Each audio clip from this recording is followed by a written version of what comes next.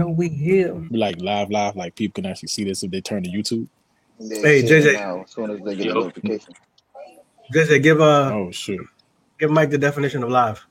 All right, so live, Mike, means that in real time.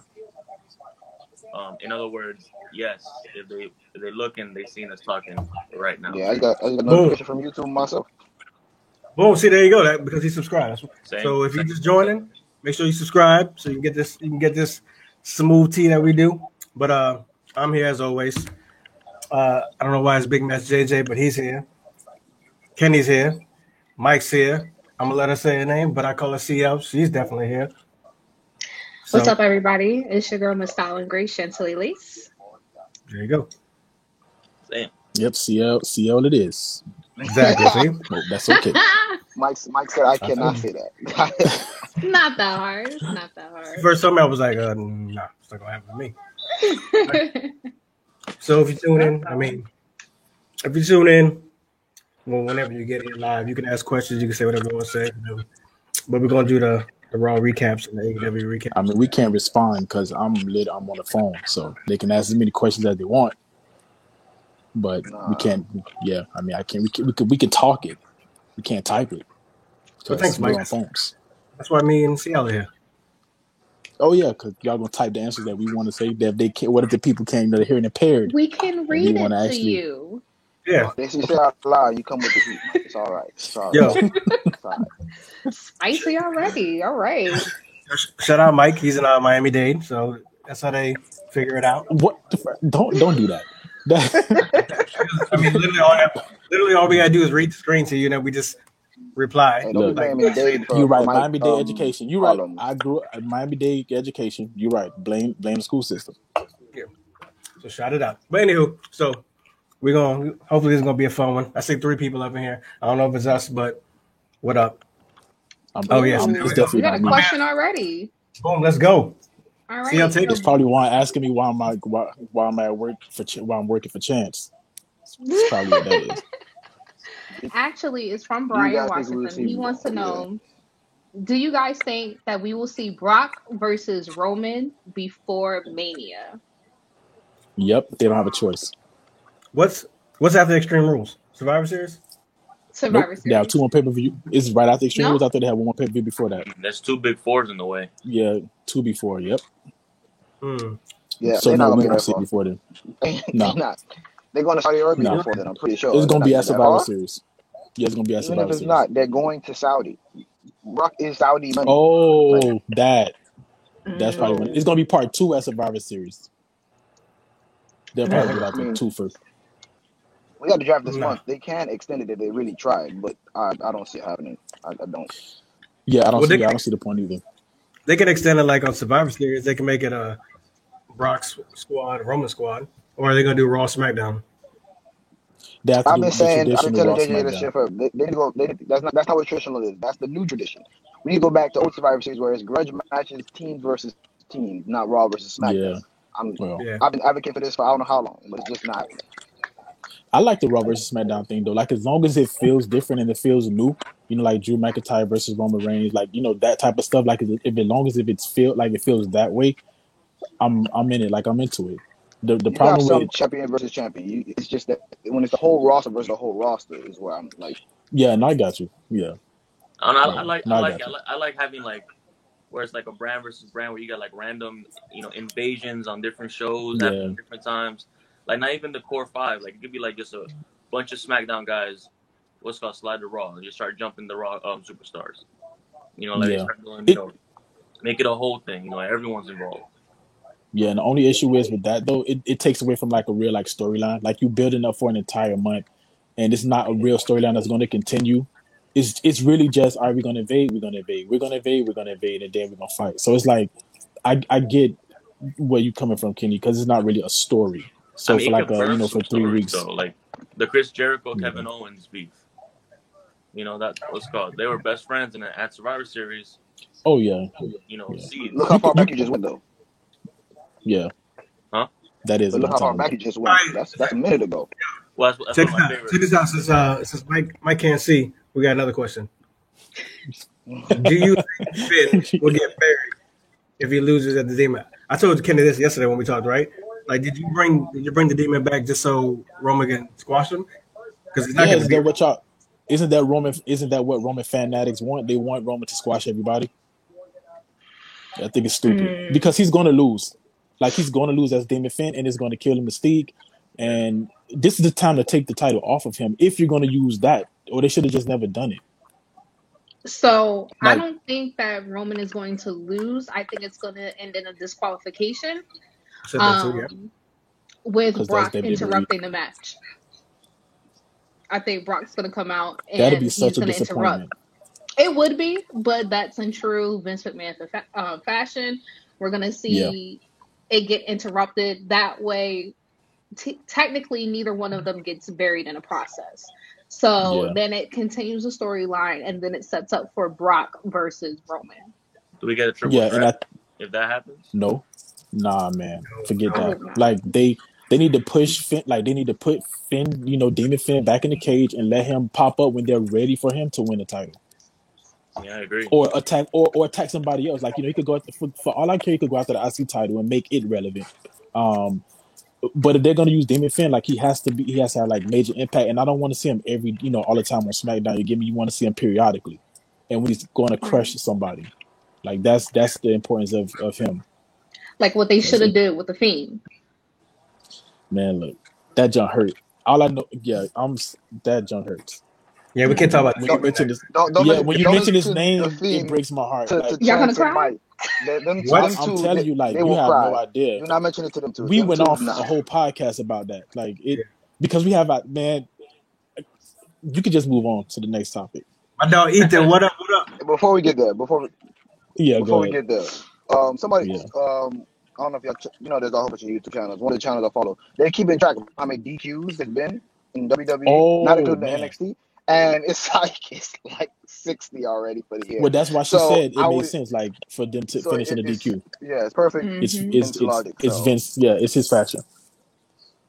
All right, so let's go back. Going back to the question. So, if they do the DQ, like CL said, don't we have a draft coming in October? Sure do. So do we send Finn back to Raw? That's exactly what they'll do. Yeah. And have him challenge Bobby? Oh yeah. Yep. That's exactly what they'll do because Bobby needs I'm here for it. Let's go. So, and of course it won't happen because it's a good idea. So that's normally how it goes, right? I wish I could hit like a gunshot. There you go. So, you just did it. Thinking about it, it would be nice to keep, if we want to play on the persona with the Demon King and build him up, have Finn be on one brand, but have the Demon King go anywhere. So he can go either to NXT, he can go to SmackDown, he could go. I know. I always say that if I was to ever work for WWE, I would get fired just very first day for putting out ideas in the room for storylines. Vince would come up. What is this? 2 different characters. I'm dare you. Like that. Right. That is... Like security, like press the button under the table and I'm escorted out screaming. Like, come on now. Yeah. Let's be clear. Vince probably doesn't even know that Finn and the Demon are the same person. That's wrong for that. One thing he does know is he likes to see Pat McAfee dancing on the table. Because we got an entire Shinsuke. Like Shinsuke didn't even perform. What was it? SummerSlam.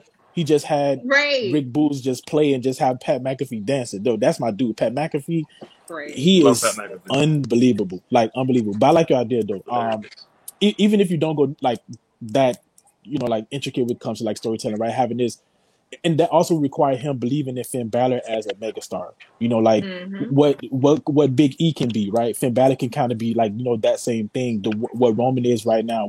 He has like stars who can literally take the company to the next level where people like, man, you know what? Like, I love it. It's just presenting them the right way. Yeah. So. All right. We got another question. But before we do that, you guys already know because you all have been on the live. But what I'm saying, make sure you like this. Make sure you share it on your Twitter, your Facebook, so your friends can join us too, and we can all get this party going. But let's see. The next question would be, Mr. IQ said he's right. Rock will interfere. Brian said, do you guys see Kenny versus Brian by the next AEW event, which is what, Full Gear? Yeah. That's why Brian. That's why I think that's why he challenged him right away. I think if they didn't, if they weren't planning on having him fight him for the title immediately, they wouldn't have had him challenge. But I don't think Brian's going to win though. No. So here's my thing with the new guy. So Adam Cole's there for a longer period of time, but CM Punk and Bryan Danielson are there to get people over. That's what they're there for. So what they said, Brian. They said Brian signed for 3 years. Yeah, Brian is different because he's younger. Like he's younger and he can help AEW like evolve to other main event stars because Chris Jericho is dumb old and CM Punk. Damn. I mean, it's CM Punk, so we never really know. But the thing is, for him, he wants to wrestle other people he didn't get a chance to wrestle before. He's wrestled Kenny before. There's a lot of people here he hasn't wrestled before. And he's named them. Same thing with CM Punk. They named them before when they were still, not having a jump. So he want to give them that rub. So he don't need to win this. But for AEW, I think it does. Like, I think you need to kind of continue. Like, again, it's about if. I don't know. They're not competing with WWE. I don't know, whether again maybe they don't see it as how some of us see it is. Oh, they're competing, but they did celebrate the fact that they did celebrate that they won in at least one key demographic. Dynamite beat Raw. Celebrated that. Yeah, Jericho. I don't know if it's Tony Khan, but I remember reading an article. I'm not sure, what they didn't. I don't even know if they named like specific names, but more so it's an internal celebration of the fact that they did beat Raw in one key demographic. And if their objective is to do that, somebody like Brian, he helps because he's not just a WWE guy, right? Like he's not just somebody coming in. I'm going to take the title. So he helps them because he's a name that really works for them. So he shouldn't win yet. But I think in 3 to 6 months, because Kenny has to drop the title at some point. It's one of the next questions. I think Paige is going to come back and take the belt from Kenny because they built that for so long. Gotta be. They built it for so long. You can't just have someone else come in and take that shit from him. Like Adam's got to come back and take that. Okay. I left y'all. I can see it.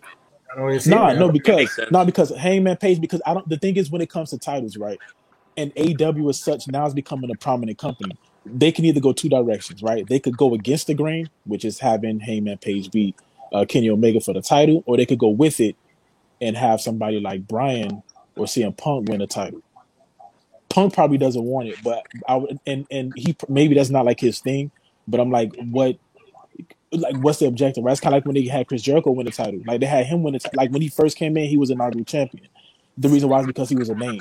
So it just depends on what direction they want to go. I don't think Punk's going to win the title. If he does, I think it'll be ever. I think it'll be like way later. Way. Yeah. I think right now he's.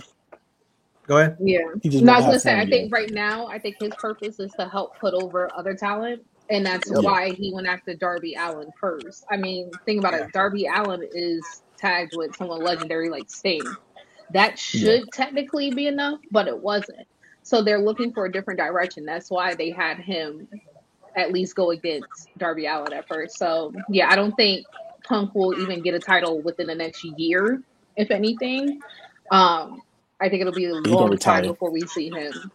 That means he's gonna be out. Yeah, he's probably not gonna win the title. He's probably just gonna be around main event without a title. But he's already said that. He said he didn't. That's not his goal. His goal was to come back, have 3 matches, and to give back to the business like Eddie gave him. So he's already said that. Yeah. So, but what would help him give back to the business is winning the title. He doesn't need not to. Just because. No, and I think he does to help AEW. I think he does to help AEW. It's a rub for other talent, but I'm like for the company in and of itself, like for that company, right? Like to have somebody like CM Punk, like you said, who's a massive name to not hold the title. I think he should. I think he should. I think it'll help them overall. But think about the buildup that it would create for Punk to not have a title. Think about like that build up with him, like, and people they're going to be invested because they're like, damn, when is Punk going to get a title? When is he going to get the title? And you're going to keep watching because you want to keep seeing him have these matches and you know he's going to perform well, but you want to see him hold that title. So they're going to dangle it over us for a while before he actually grabs that title. And it may not even be a long title run. You know, well, you can't compare Punk to Jericho. You know, Jericho, realistically, he needed that title. Punk doesn't need the title. And there really wasn't any stars. I think AEW, yeah, that's what I think AEW needed him to have the title. Look at the AEW championship lineage, and you're gonna see what I think is the rest of it gonna be. So you had Jericho first, Le Champion, all this. You had John Moxley, the most over babyface in the world. And you have Kenny take it from him. You got Adam Page probably gonna take it from him. You got MJF to take it from Adam Page. You get somebody like Sammy Guevara to take it from MJF. Remember, they're booking all this way in advance. They got plans. So it's babyface heel. It's people who are over. I don't see. See, the thing is, the TNT title is a little different, but I don't see Punk really needing that because Jericho. Remember, I didn't say argue. I didn't say he was the statement. All that. I'm just saying. Argue is not Punk needing it. I'm saying it'll help AEW if Punk had it. I don't think it does. Two totally different things. I don't think it does. That he's there. I think that's what it is. Him being there. I think it does. I mean, I'm not come out and lose every match, but mind you, what Kenny said. To add on to what Kenny said, AEW long storytellers, so they're probably already telling the story that we don't even see yet. And if Punk wins it, I think ultimately, if Punk wins it, I see him winning it as a heel. I was just what I literally was just about to say that same thing. I don't think he would win it as a face anyway. Yeah, I love his face because he's excited and he's happy. But Punk, it's fine right now. Punk is better as a heel. Agreed. Yeah. Let's see. All right, so Curvin. So we took a little too long, but that's what we do. We long-winded here. I know you asked about Brian Cage a couple of shows before. I guess you want the bigger panel to tell you. I don't care for Brian Cage. You already know that because he can't move. But I'll let the rest of you guys talk about it. Wait, who's Brian Cage? That's that swole dude who was with Taz? Yeah. Like Brian Cage, the swole dude who was with Taz, and then now they beefing? Mm-hmm. His wife came out and said some stuff. He's like, he's Chris Masters. She like, Google him. He's a star. I'm like, if you have to Google him, he's not a star. Mind you, I've seen Brian Cage in person. He is jacked, but he has no charisma, and he is like, it's just like, I'm sorry. Yeah, he's just a big guy. Like he's, yeah. That's a Vince guy. Brian Cage. He would win the title in WWE right now. Right now. Right. Straight to the top. He would go straight to the top. Him versus Bobby. Like, who's Brian Cage? AEW know him. We're gonna use him right now. What about NXT? Nah, forget that. He's Greg Shearer. Like that's yeah. Is that your Vince voice? Yeah, to me, Brian Cage. I do Vince all the time. Yeah, to me, Brian Cage is Mason Ryan. He is. He's Chris Masters. He's Mason Ryan. Well, no, Chris Masters could actually wrestle. I mean, but I don't think Brian Cage can wrestle. He's just stiff. Mason Ryan was a great look, but couldn't move and stiff as fuck. Same thing as Brian Cage. But Chris could actually do a little bit here and there. Yeah. I'm still. So we're gonna recap. I mean, I'm trying to answer the questions first. I'm waiting for MJF. We got more questions? Yeah, I mean, I know you can't see it, but we do. Yeah, I can. So they're still waiting. Oh shoot! Kerwin's still waiting for MJF to be the new AEW champion. I think it's coming, but maybe within like the next 4 to 6 months. Man, this dude is the greatest selling wrestler right now, dude. Like, no, he is. He can't take it off Kenny. That's for sure because it's not gonna work. So they have to give it to somebody, who's a face for him to take it off. So okay, so the question: would it hurt him since he's so over right now? Would it hurt him to be the TNT champion right now until? It'll help TNT. No, I don't think it'll hurt them. No, but would it explicitly said it's not a secondary title. We still receive it as such, but they have said it is not. Yeah. So if he takes it off Christian, then it'll work. It'll help TNT a lot. I know I would maybe not, but I would try to watch it. I would at least, flip to the channel or press record on the what is it called? It's not a DVR anymore. What is it called? Whatever that thing is called. So old. Yeah. I listen. So you're not watching it at all? TNA? Baby steps. Like, no, I can't. Yeah. I watched the recaps of it, like the same thing I do with Raw. I read about it, I can't get with Impact because they're still doing the pre-tapes and then they don't have an audience and this is dead for me. Like I don't remember how to say his name, William or Morrissey, whatever, Big Cass. I feel like he would get such a better response if there was a crowd. Yeah. Oh yeah. He'd be over like Rover. And I was hurt because this is my dog. I was hurt when Jay White came over, and it's just to a dead crowd, like no pop whatsoever. Like, and Jay White is Jay White. Yeah. If Jay White would have pop up in AEW, that shit would have been crazy. But the roster is so packed. Yeah, the roster is so packed. Like you know what? We've talked about this a couple of times, and we know they got a typical roster, so they film all on the show, or whatever. But the roster don't care. Like, there's no. From what I see, besides Brian Cage's wife, I don't see anyone complaining about people being misused. Because you got Kenny Omega's calling out Will Ospreay in his spare time. Like, they don't care. They'll have everybody if they were the ones concerned. They don't care now, but the thing is, when it's like the only reason why I'm using this as a comparison is because we saw it, to some extent. It's like the WCW thing, right? Like, at some point, it's so many wrestlers, and it's not enough. The ink, like, there's not enough pen to really write, stories for everybody, and then there's not enough titles, but you don't want to create titles, and then just because you have two shows, we have Nitro. Like, even now we're seeing it. Like, just because you have two shows doesn't necessarily mean it's better. Because WCW had two shows and it still was bad. Granted, the big difference is the way it's run. I'm about to say, I wasn't around, so I only got hindsight. But you don't got Diesel as the booker in AEW. That's a very big difference. It wasn't just the people. It wasn't just like, it was every time someone came over, they also got creative power. Everyone isn't getting creative power. Everyone has some. That's because they wanted. That's because they wanted that type of freedom for the wrestlers. Like, the kind of this thing that AEW has. Like, that's what they wanted. The problem is they just didn't have. The ideas were trash, and we have to. It wasn't structured. Yeah, it really wasn't. And does AEW have better structure? It's like, for now, we have to say but we have to give it so much more time. This is why Tony because it's so new. Is amazing, because he's a student of the game and he's a wrestling fan. So he's watching everything that WCW did, because there are things that he does that's WWC like copycat, but he's seen everything. He's seen everything that works. It's like, how do you take it? I put it like this as an analogy. You're a parent now. Boom, boom, boom. You take the great things that your parents did and you try to erase the bad things that they did to put to your kids. You know what I'm saying? So Tony's seen everything that's worked for every other company, and then he's hopefully seen everything that didn't work. And I haven't watched the show yet where I said, oh, this shit sucks, or damn, but they didn't have such and such thing, or where did such and such go, or damn, there's too many people, it's too full. Everything has been like, oh shit, like, damn, wait till next week. Damn, wait till the pay-per-view. This shit's crazy. The only slow show was the Dynamite before the send-off Dynamite before the pay-per-view. Like, that was the only one that kind of, it felt WWE-ish, right? They kind of like had like a lot of repetitive stuff.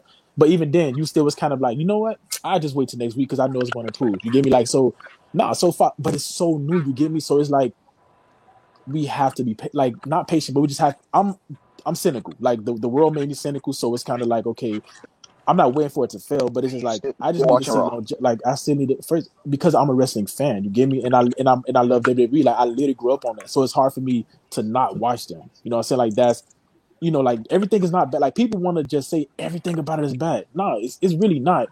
It's frustrating. Like, if you're a fan, like, it's very, very, very frustrating. But it's have elements of it that you like and characters that you like. So that's why I watch it. No, I said that. Turn it off. Yeah, I said that too. Of course, we're going to shit on WWE because it's aggravating right now. But you shit on things that you frustrating. Love. You shit on things you love. Exactly. It's because we love them. It's like, bro, we want better. Yeah, they have a dog. Triple H have a heart attack over here. Like, he, is doing it in the hospital because he's stressed out. Yeah. So, all right. So I don't think we're going to talk about the Raw recap because it was just an 18-hour. That shit was ass. Tag team. Yeah, exactly. Tag team. I don't remember it. The only thing I remember is Drew. You're welcome. What up, Jerry? There's one thing more I want to mention. So with Goldberg, he's supposed to be real mad about his son getting attacked. We waited a week after that to say anything. Doesn't make sense. And they're probably gonna be on Saudi show too, because again, Goldberg comes for big bucks. So I already said I don't think people need a Goldberg rug. Me and Mike have talked about this. He says he doesn't need a mover. I can't say it's not true. I was gonna say I'm like, nobody needs a Goldberg rug. But my only argument for Goldberg is if they're gonna bring him back, then they should use him to put over a younger guy like Big E cashing in on Oldberg, like something like that. You give me like, Big E. You don't need it, but it helps. Bobby Lashley. No, of course, but nobody wants to see that match anyway right now. Like, it's still not. Big E should beat Roman. like if you want him to get like over, like taking down a big bad, I mean, it should be him. He teased them both, right? But he teased Roman twice. So no, it has to be. Look, man, Big E he has everything that they want to be like the next, for like a better term, like the next John Cena, right? Like it's kind of like you can, as a face, he would get. I want to. No. I know you said like a better term, but find one. I heard no. What? Find one. Didn't they put? I mean, what's wrong with being like the next John Cena? Is he not the like if he's not the Mount Rushmore WWE? We're not going to John Cena. Anyway, so let's answer some questions. Jared, you came a little late. Why is Demon Balor being wasted on Roman? Nobody knows because it's nobody knows. Wasted. Oh, I know why. Because they can make toys, masks, and I was gonna say that merch. Yeah, merch. Yeah. And then he gets cut. Then he gets fired in freaking 3 months. Merch, and basically, what else do they have to compete? Like they're trying everything right now. They're trying to get ratings, and Finn Balor. That's what we do. But they wasted him because he's got to get smashed by Roman because he's not gonna beat Roman. Bro, yet. It's like I do not want to even think about him losing to Roman as Demon. Like I'm going in it ignorant. I'm just gonna pretend like they actually have a flashbacks. Man. It's flashbacks to the Fiend getting squashed by Goldberg. Yeah. That's exactly the same thing. The only difference is Roman is Roman, right? But Finn shouldn't suffer at the. It's so many stories they could have told. Like they didn't need. He could have just beat Finn. They didn't need him to be like Demon. Bro, I don't know if WWE doesn't remember this, but it was supposed to be Finn and Roman for the original Universal title before. Are we the only ones who remember this? Were they not there? He got hurt. They didn't write it. Like I don't understand. Like that, I know, but that's what they do. No, they do that all the time. Naomi was Naomi on SmackDown? Because I don't know where she is. Yeah. She didn't show up last night. No. Exactly. Like I'm like, I want to see if her and Sonya gonna beef.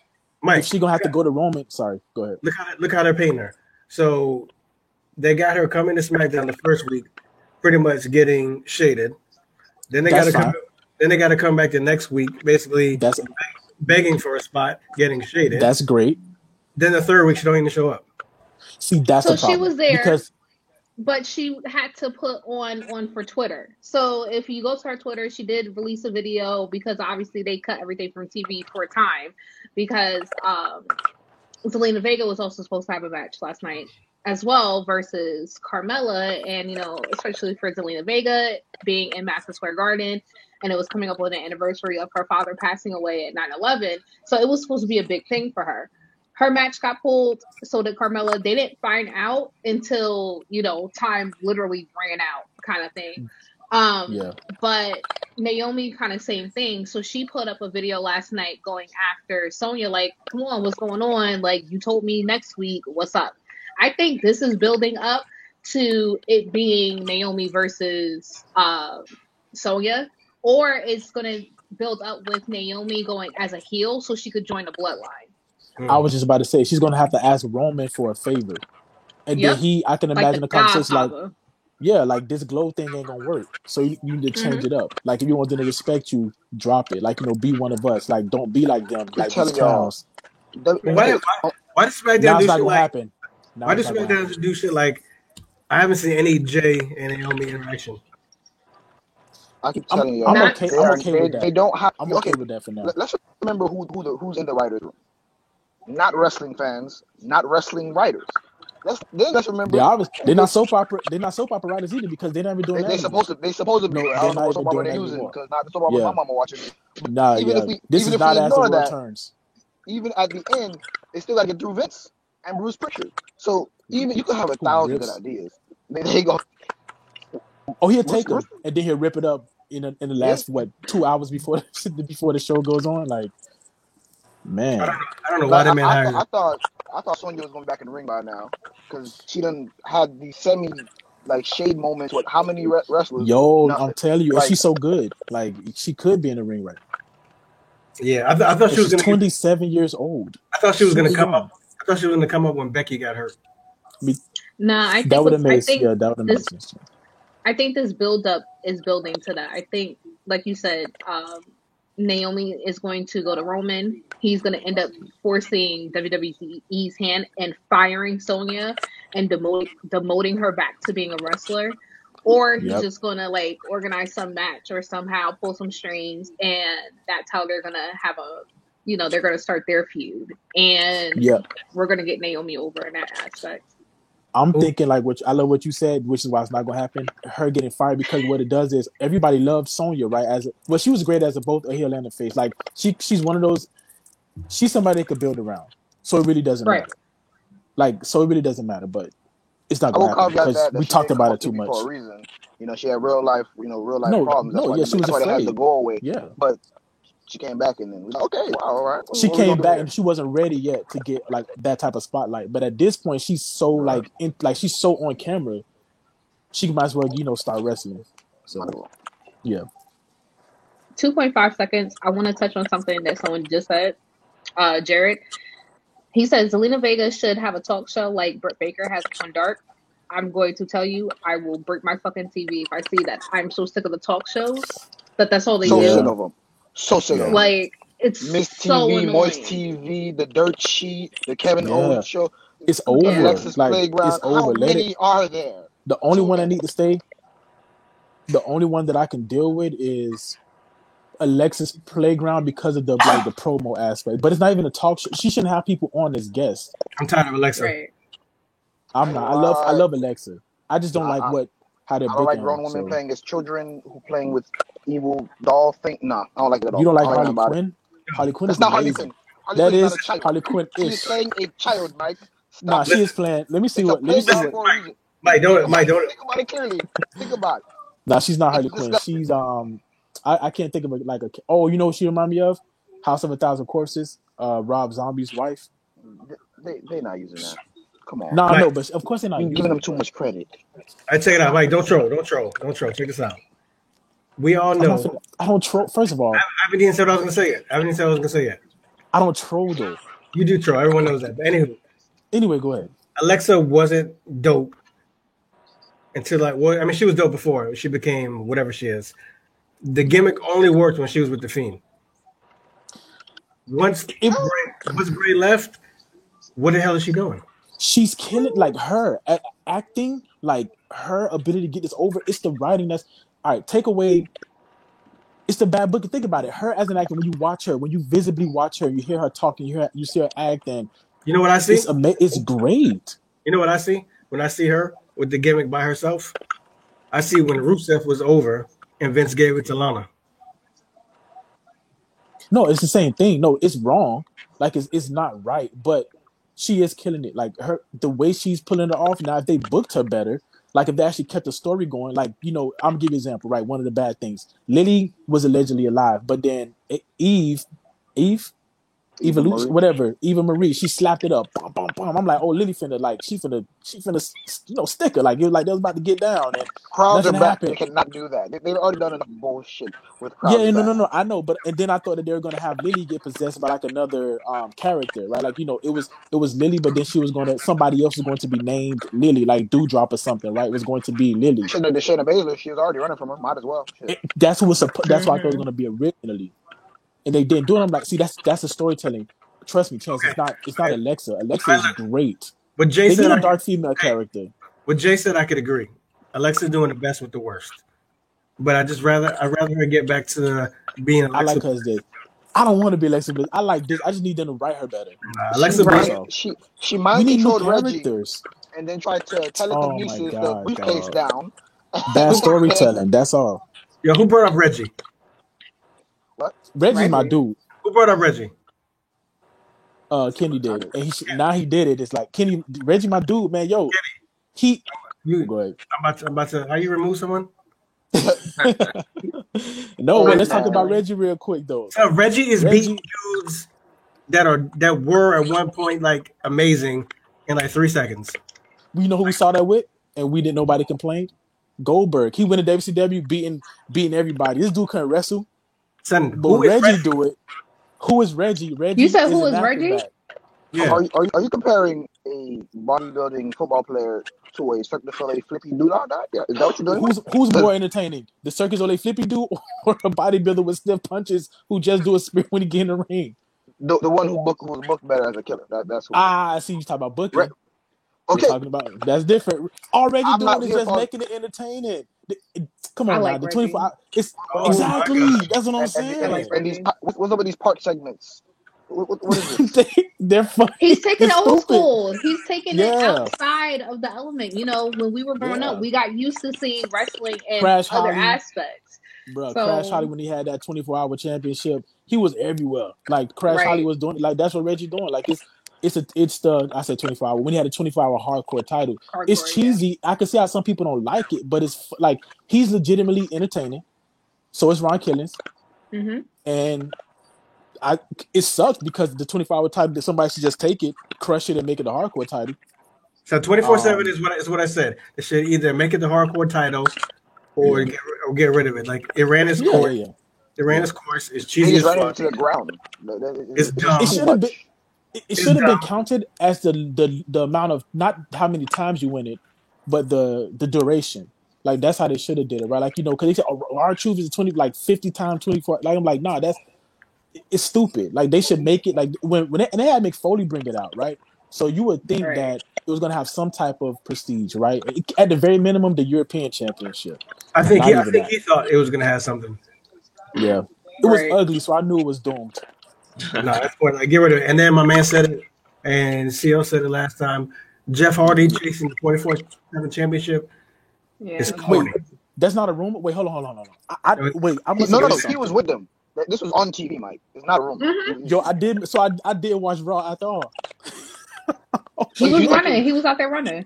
Yeah, it was not a. No, he was not. No. I don't believe y'all. I feel like that was a Jeff Hardy cosplayer. There's no way that was Jeff Hardy. Okay.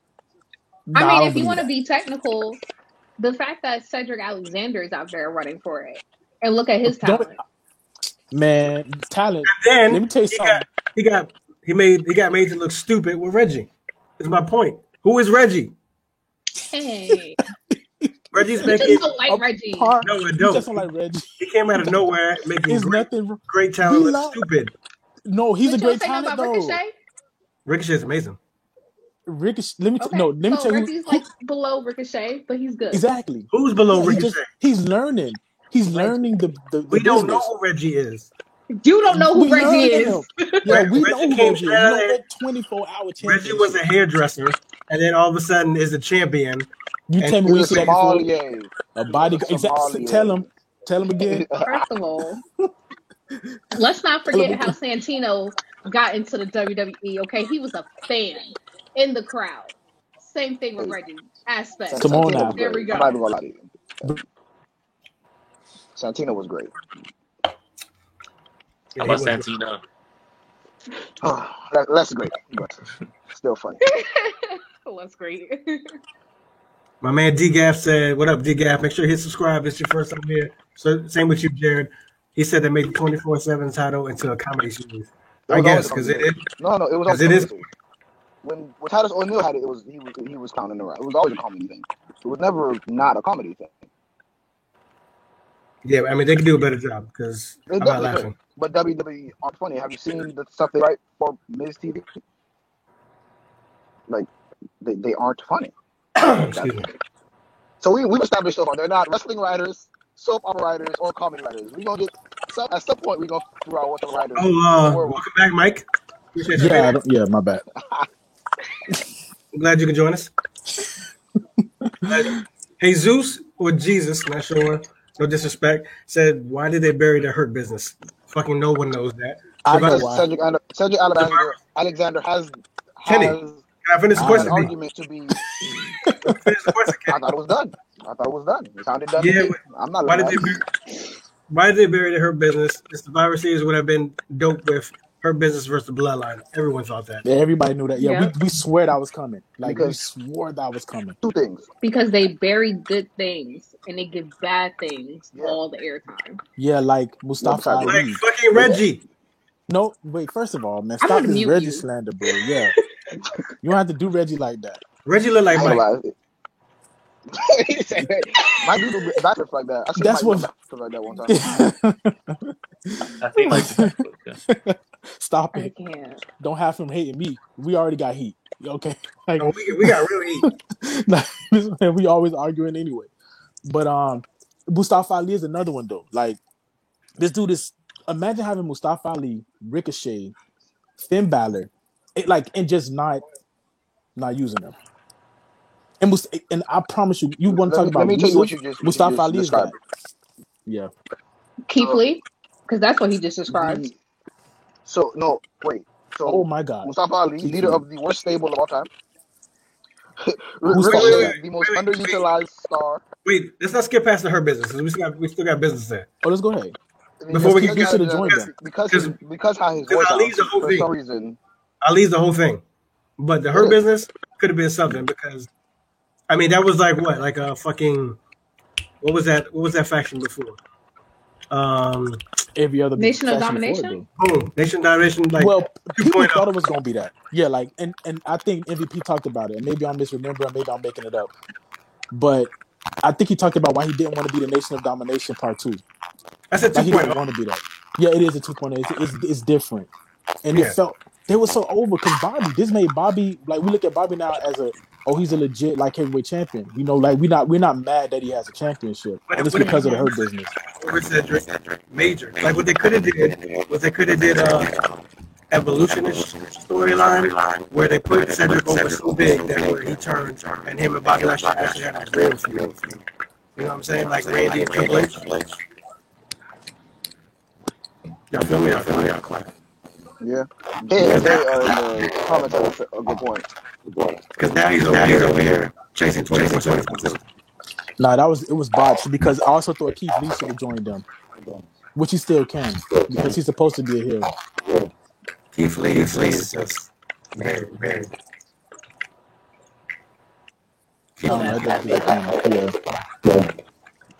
Yeah, like I felt Keith Lee. Then I was feeling Keith Lee. Then he disappeared. And then they brought it back. We thought he was gonna be somebody else. I don't know who that popping.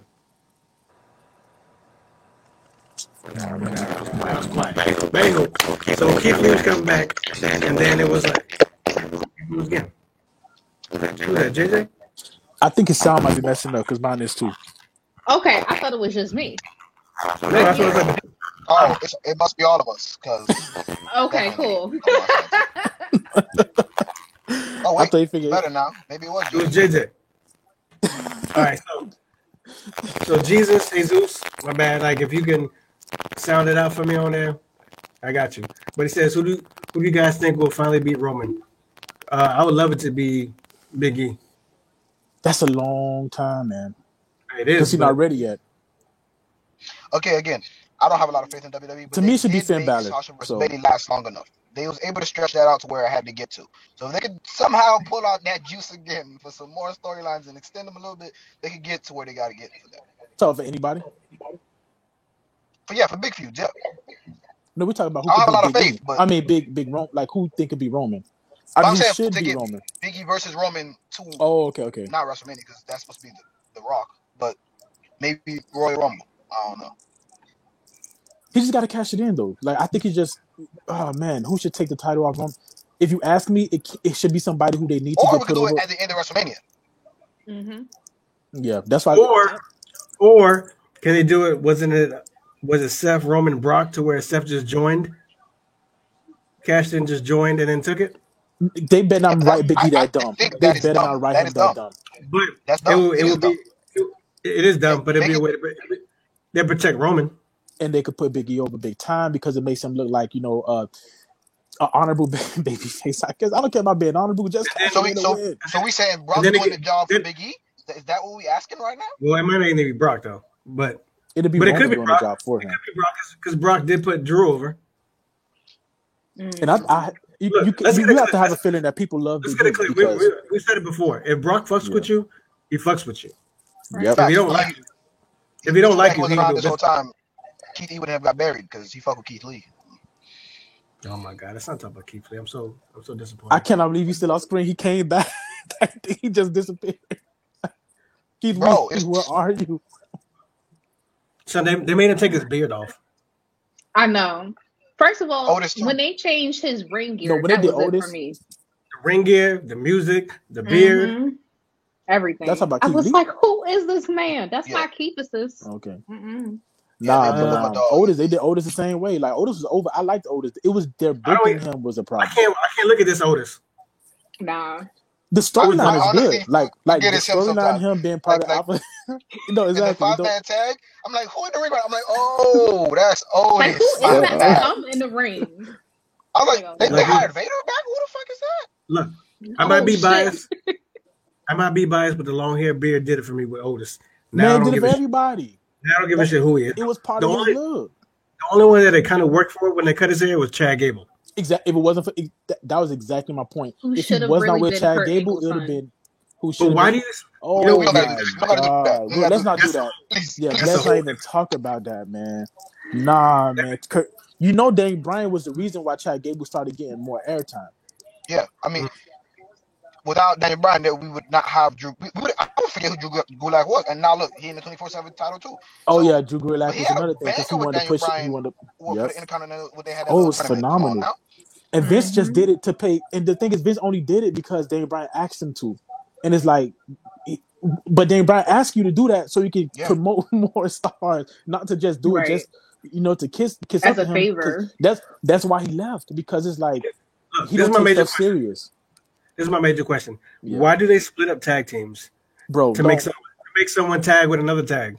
Don't do that, because we can't answer that question because it's stupid. Why don't they have more? They don't believe in tag team wrestling. They don't. They believe in tag teams, but not, and they believe in excellent. Look, think about the WWE tag team title. I mean, the field. They have excellent tag team people that I'm talking about. When they wrestle, you like, oh shoot, there ain't no stories. Like 5 out of 7 tag team champions in WWE aren't actual tag teams. That too, and I'm gonna tell you another fun fact, right? 5 months ago, if you watch SmackDown, right, it was the Usos versus the Street Profits. Let's say 6 months or a year ago, 6 months ago, a year. You turn it on now. Last night, it's the Street Profits versus the Usos. Like there is no wait. It's story. I usually agree with you here, but this is a little different because it still don't matter. Jimmy, it does matter. It does because Jimmy was gone. So the tag team division didn't have the Usos. No, but the Street Profits had the belts for way too long on Raw. Kevin Owens SmackDown had it for a little bit, and then I'm not disagreeing. Dirty Dogs. So it's not. I understand what you're saying. We should not have the same tag teams a year later. We shouldn't have the same tag teams a year later. That's all I'm saying. That's erasing the middle where we didn't have those. Forget that.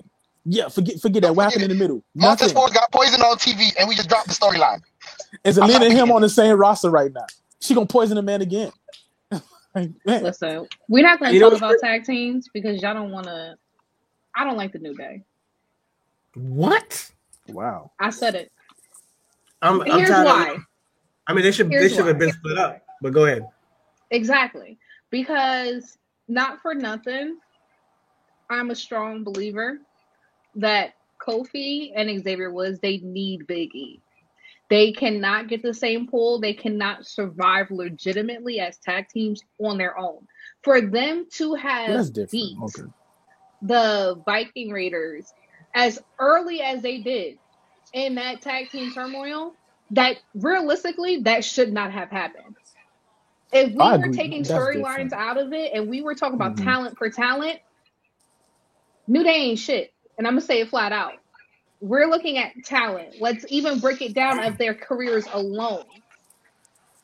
They ain't shit. That's why Kofi lost the belt the way that he did to Brock so quickly. And that's why when he did have the belt, he was only defending against mid-carders, people that they know that legitimately he could have beat.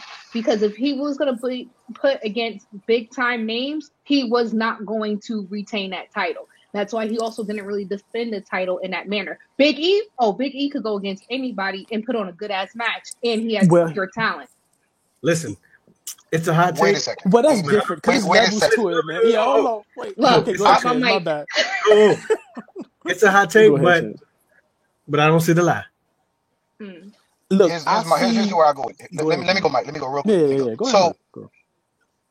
Problem with Kofi is he's been in WWE so long. Like, I think if you do it mathematically, he probably had amongst the current roster, he has top 5 most matches, and that's with Randy Orton on the fucking roster. He's been there 20-something years. So Kofi is right. He's not an upper card, but he's right on that upper mid card where he. Like, I understand it. Xavier Woods has enough talent. So if this was any other promotion, he could be a heavyweight champion. talent wise. And on the mic, he's also on the mic fire. On the mic, yes. Little. Big E was the glue. He was the best part of the New Day. I will openly say that as clear. He should be getting a belt and not just one reign, several reigns. Kofi had the one reign he gonna get. That's understandable. That's it. As a stable though, if you gonna keep a tag team together, because back in the 90s and 80s, you had tag teams that was tag teams the whole time. The New Day could have worked if it's all three of them. The thing is, once you split them up, you should just split them up for real. That's what the problem is. It's like, okay, you take Big E away, then why are these two staying together? That's the thing. But it's not like they shouldn't be chasing titles. They just wouldn't be chasing heavyweight titles. That's where but I don't think it's a talent problem. It's just a look thing. Because Kofi can go, but he's been going for 15 years. Yeah. Kofi to me is nothing more than Kofi to me was nothing more to me than a U.S. champ. Well, that's fine. Like, you don't. Well, okay, if you see him as an upper mid card guy, because I do think that he could have. That I think he could have won the championship, the heavyweight championship, like 10 years ago, 11 years ago.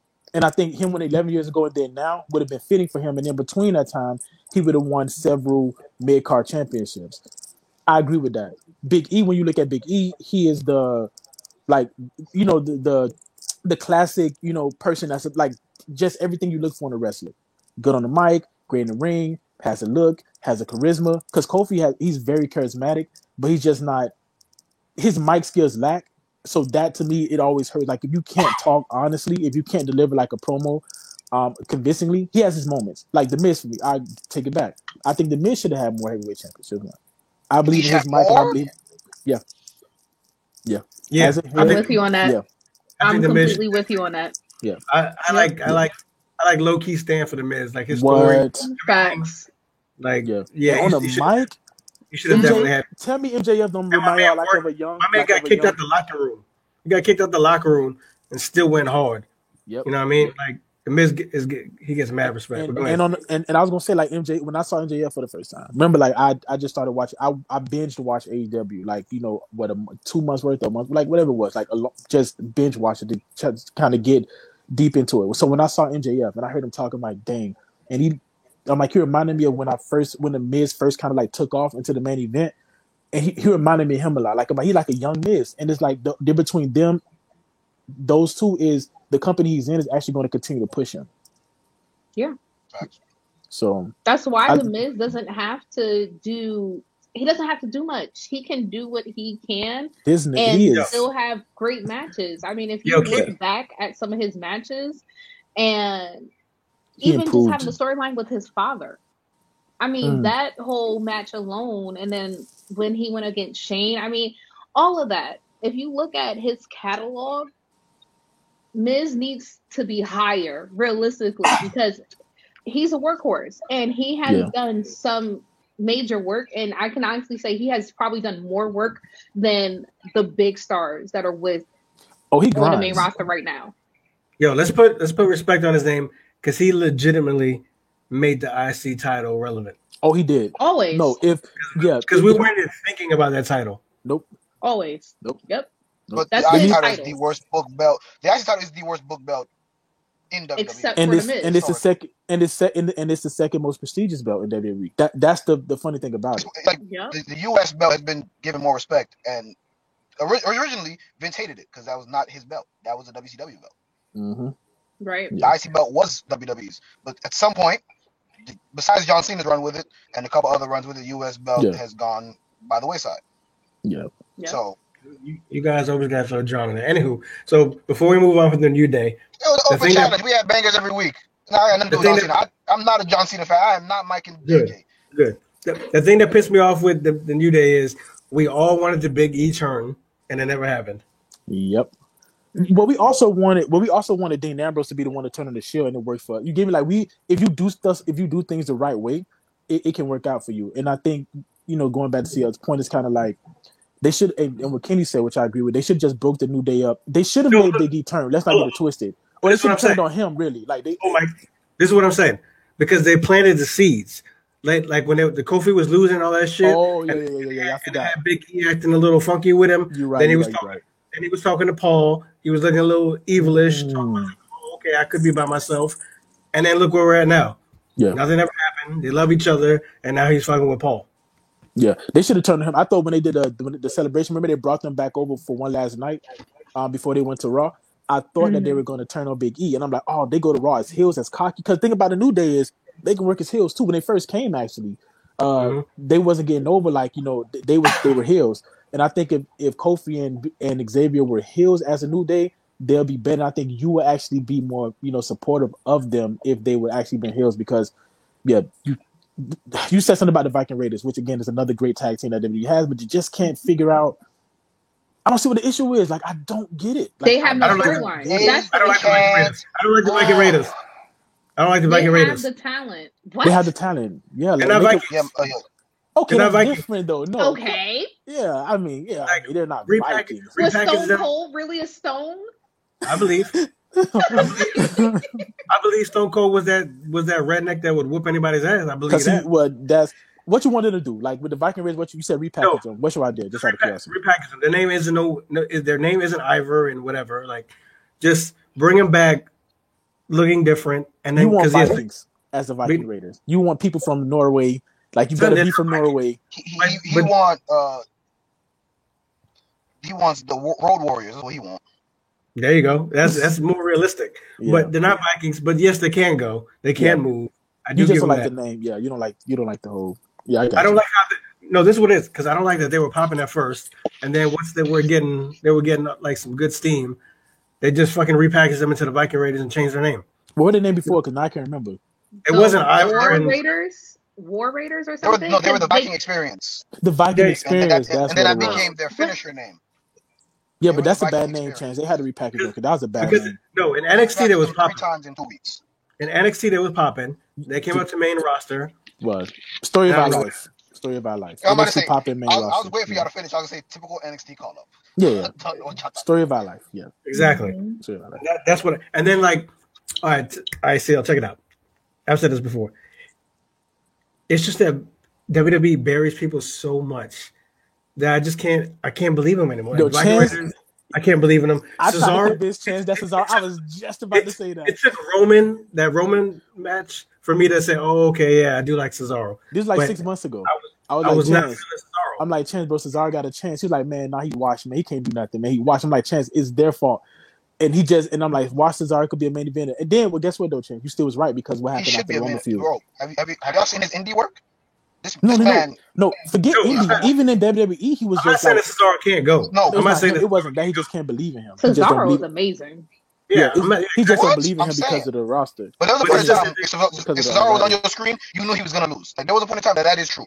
If he was on the screen, you like, same thing with Sheamus at one point. If Sheamus on the screen, Sheamus is legit, man.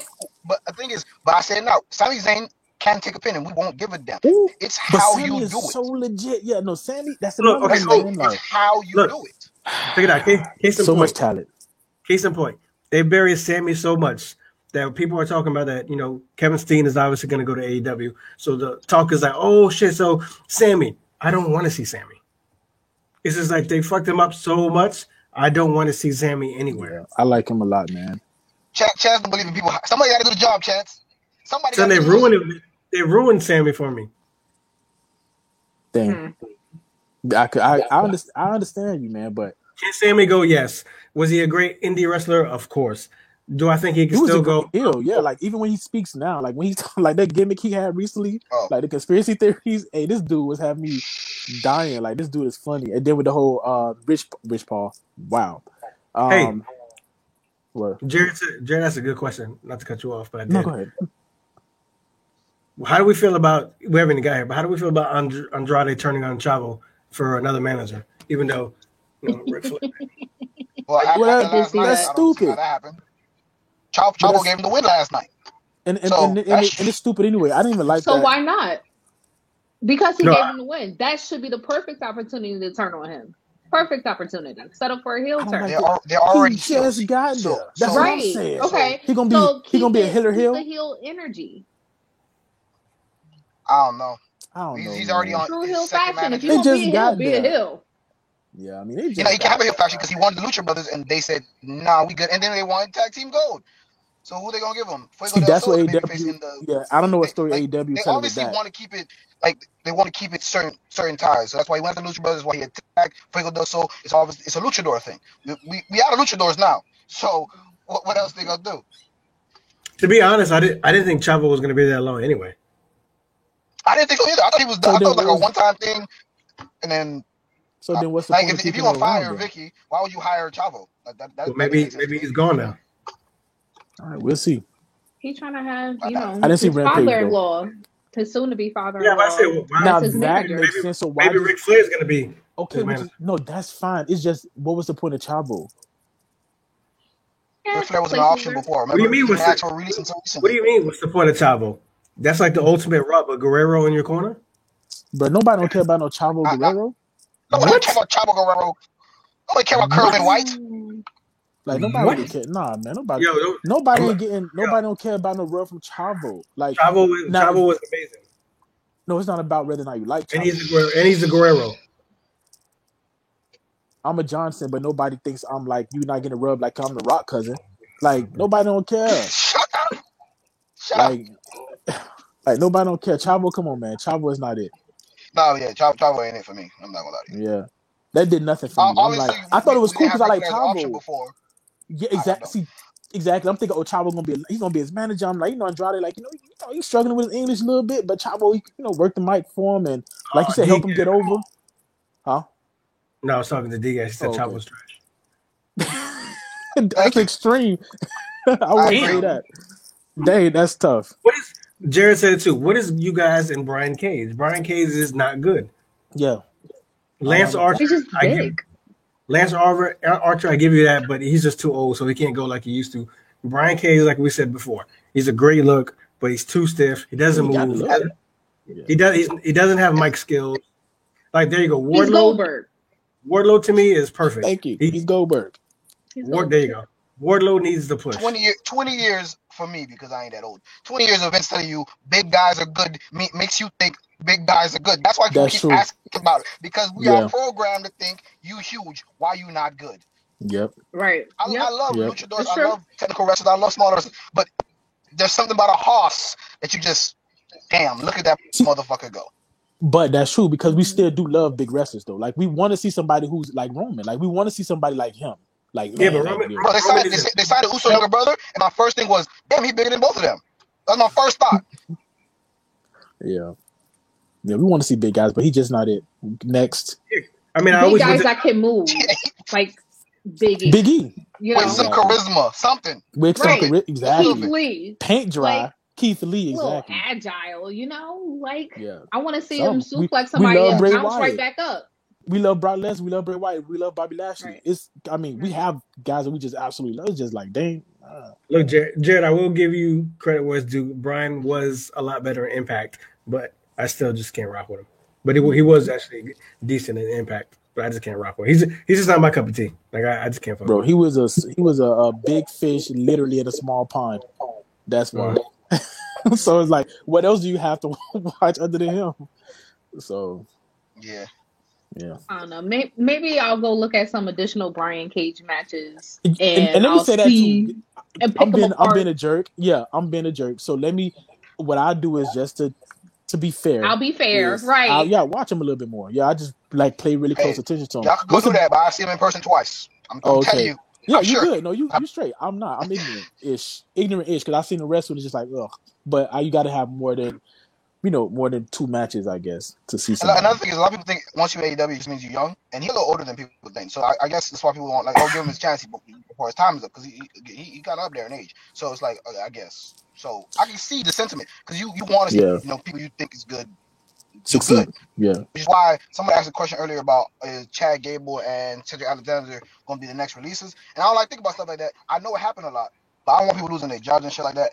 Especially if it's not their fault. They're not succeeding. It's not their fault. Yeah, I don't want to see them get released. Yeah, I don't want to see that. Like Chad Gable and Cedric, they do not deserve it. I remember Cedric put on a match. Was it Cedric or was it this other dude right now who was in Impact? What's the dude with the dreads? I think him. Yeah, Swan. It was either him or Cedric. I can't remember. But remember they had the NXT, the light heavyweight championship, the tournament, and he put on like excellent matches where they was chanting, "Please don't stop." Was that Cedric? Yeah. Please don't stop. Like what? Like come on now, you got a talent like that with fans are. Cedric was cruiserweight champion at one point. Yeah, he was doing.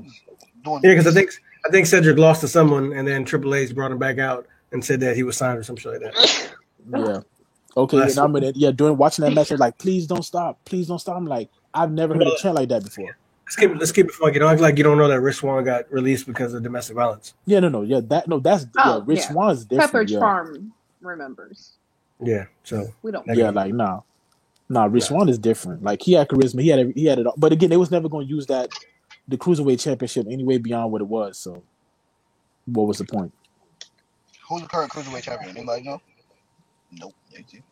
That still exists. Oh yeah, the dude with the tennis shoes. Yeah, the dude with he's with Nikes, right? Okay. Oh yeah. I don't know his name. He was like half Asian, right? Y'all he used to do cosplay, man. He was super young, like 25. Like he was really, really young. No one knows. We moved on. Oh wow, it's funny. Now that you say it, I know you're talking about. I can't remember his name. So TDP or right? TJP. Name. Wait, say it again. Oh. TJP or something, right? Something like that. I think that's him. I think he was the first one. Yeah, he was because then they had the tournament. They had the tournament first, and then that's how he got it. And then But you know, everyone on 205 Live is now not 205. Like, there's no one on 205 Live left that is actually 205. Like, they're all gigantic. There is no 205. Well, there is like let's not forget they had Buddy Murphy's big ass. That dude 205 Live. Yeah, I like Buddy Murphy. I like Buddy Murphy. I love him. No, Buddy Murphy, man, he one of those guys, man, that you just want to see. Buddy Murphy signed with Impact or what? He need to. If he hasn't already. He signed officially. No, I don't. I think he's with AEW. I think it's just a rumor. I don't know. I feel like why would Alistair mention him, or because why would he the cross promotion? You don't need a contract to wrestle on AEW. This is the new. That is true. That is true. Yeah, because I mean that's part of that's what when you said Brian signed with a 3-year contract. Yeah, but he want them New Japan dates, so he's not gonna be on the AEW every week. Yeah, Brian is not gonna be fine. Yeah, because I'm like, I love the cross. Like if Brian wrestles for Impact. Okay, so put it like this. Yeah, my bad. I did it again. No, you're good. Go ahead. Because it just popped to me when I saw Buddy, whatever. Yeah. So we had this conversation. What was it? 2 days ago, Kenny, about who could beat Miro. I could see Buddy Murphy beating Miro. Hell yeah. That'd be a good match. That'd be nice. That would be a face Buddy Murphy. I do think AEW is starting to have a problem with everyone loves their heels way more than their baby faces. So we do need to either start turning a couple people or bringing some baby faces in. No, that's really bringing people in anyway. Apparently. Yeah. Nah, you really need because Kenny Omega dumb over, right? It's like, but he's a heel. Like we should like MJF, like he's a heel. We love booing him. Like you need some top baby faces to kind of take like Roman. Roman is running, and I always believed in that. I believe that even if a guy's an over as a face, if you turn him heel and he's over as a heel, use him to market the company. Like why not? Like why not use it? But at some point you do need to build up baby face because you need we like to see heroes. Except for Chance. Right. He loves Vegeta, who's about to destroy the planet. I love heels. For no reason. I told you my favorite movie. I mean, my favorite part of the Lion King is when my man says, "Long live the king," and Mufasa's dead. That's my favorite part of the whole movie. That you're a disgusting human being, bro. Yeah, you're a disgusting human being. That is terrible. Jared said that would be. You gotta go. You gotta go. Yep. Ain't no way. Yeah. Come on, Scar's the man. Jared said that. Not. He murdered his brother. He is the man. That? That's it. Jared said that would be a good match, but Miro's doing a good job. No, Miro is doing a good job. But he's doing a great job. But we did have this conversation on who would beat him. So if someone was to beat him, I would want it to be probably Buddy Murphy if, in fact, he's coming. And for me, just because of the belt design thing they keep doing, it gotta be Aleister Black because that belt would look. Yeah, we talked about that. What is that belt supposed to be? Can y'all explain that to me? Like, is it like it's an upper mid card championship? No, they said it's so when you're in the rankings, you could challenge for either one if you're in the top 5 rankings. It's what do you choose as a person who you want to go after. Because when Cody had it, he was challenging. It was a newcomer every week. So that's why a lot of people like, oh, it's a secondary. And then Brody had it, but then Cody got it back. But since when Darby Allin had it, it was upper to mid card stars going after it. It's just they couldn't get it off him. Then the Redeemer came and destroyed him. So yeah, because the Redeemer seems like a main eventer. Yeah, he seems like a main event type. Exactly. But the thing it's a main event belt. Is it a main event belt or is it upper mid card belt? It's upper mid card, not just it's not a mid card, it's upper mid card. Or is it a chameleon belt? Whoever has it dictates what kind of belt it is. Defines it exactly. Because when Cody had it, was when Cody had it, it was a workhorse belt. Ever since after that, it's been a little bit different.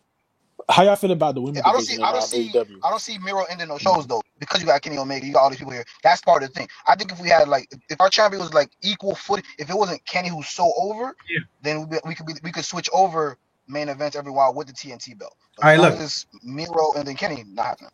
Look, I got hyped because Mike asked this question. He wasn't here. SCO wasn't here either. So he said, "How was the AEW women's division?" Yeah, how do y'all like it? Yeah, I'm curious. Before we say how it is, me and Kenny had this talk. And I wanted to see if you both agree since you guys weren't here. We know the frustration that this person has. Could we see a Sasha Banks in AEW? Nah, man. She's too over in the biggest company in the world. They do her dirty. First of all, but they also they give her love, though. They do both. She don't get no love. What? Nah. She don't get no love from me. I don't like Sasha. I tell everybody that. It's a well-known fact. I do not like Sasha Banks. Here's why. Because I feel as though that she can't act. So that right there on the mic, automatically you're trash. She's trash on the mic. She tries too hard to put that on to be this person. She's nowhere near Bianca Belair. Bianca, Naomi, organic. Sasha's trying way too hard. You mean on the mic or in the ring? On the mic. Oh, okay. In the ring, Sasha, I feel as best is mid card. If we were considering her, I think she just got the opportunities because they were giving her and Becky and Bayley that 4 horsewomen title. Per se, and the fans gave that to them. But I think if we were going to rank them in terms of their careers and really analyzing their matches, it's whoever Sasha is going against that makes Sasha look good sometimes. Yeah. Because Sasha does have good matches, but a lot of times it's her opponent that makes her look better than what she is. She ain't that fucking good. Damn, that's a hot take. My jump burns like that. In the 4 horsewomen, she's not number 1 or 2, but that's because the 4 horsewomen are just that good, though. Yeah, because Bayley is unbelievable. I think she had to get over with his heel gimmick because before, Bayley showed that I can't say how much I like Bayley. Bayley is amazing to me. Yo, you just killed my vibe, though. Nah, no, for real. Think about it. Remove the image of the 4 horsewomen, right? No, I don't care about the 4 horsewomen. I don't care about that title. I'm thinking about what you said is I'm trying to actually picture. Think about all her matches. Actually make her matches better. Yes. Because to me, I think she could go. But she make you second guess. She be maybe. Yeah. Because she has. When she was gone, she fought great people. Listen, when she was gone and she was out for whatever reason, however long, it was fine. That's true. Maybe people missed her being on TV, of course, because they were fans of her. Yeah. Other than that, because Bayley was holding it, man. Bayley was holding it. You say that, but there's only 3 women on that roster who carry other people. No, but we could have, but they could have used even if they had used the full roster, like Natalya, right, is amazing in the ring and she's really good on the mic. I don't understand why didn't they use her that much. Nia Jax, she makes mistakes, but as Natalya her is character, used behind the you're scenes. Underplaying it. She's terrible. Who's Stop terrible? You're underplaying it. Nia Jax is terrible. No, she's not terrible. She's not terrible. Terrible. She's super. She's not terrible. Some mistakes. People shit on her because of her size. People shit on her because of her size. No, that's not why I shit on her. I got no problem with her size.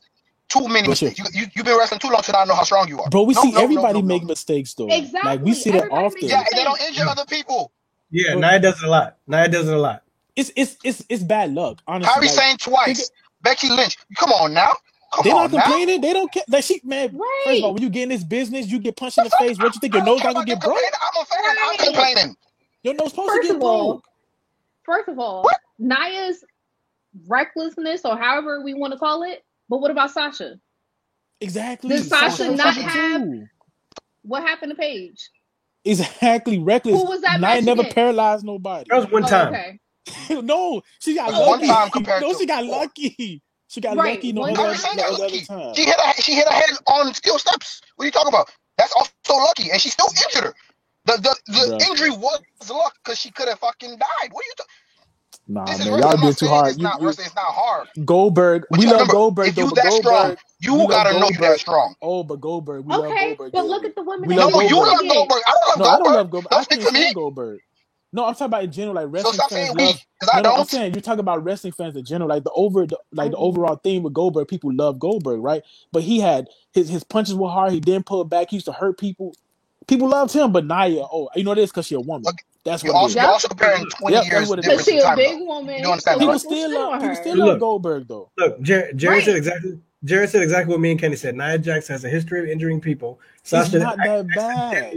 Accidentally injured Paige. So Nia's on not accidentally.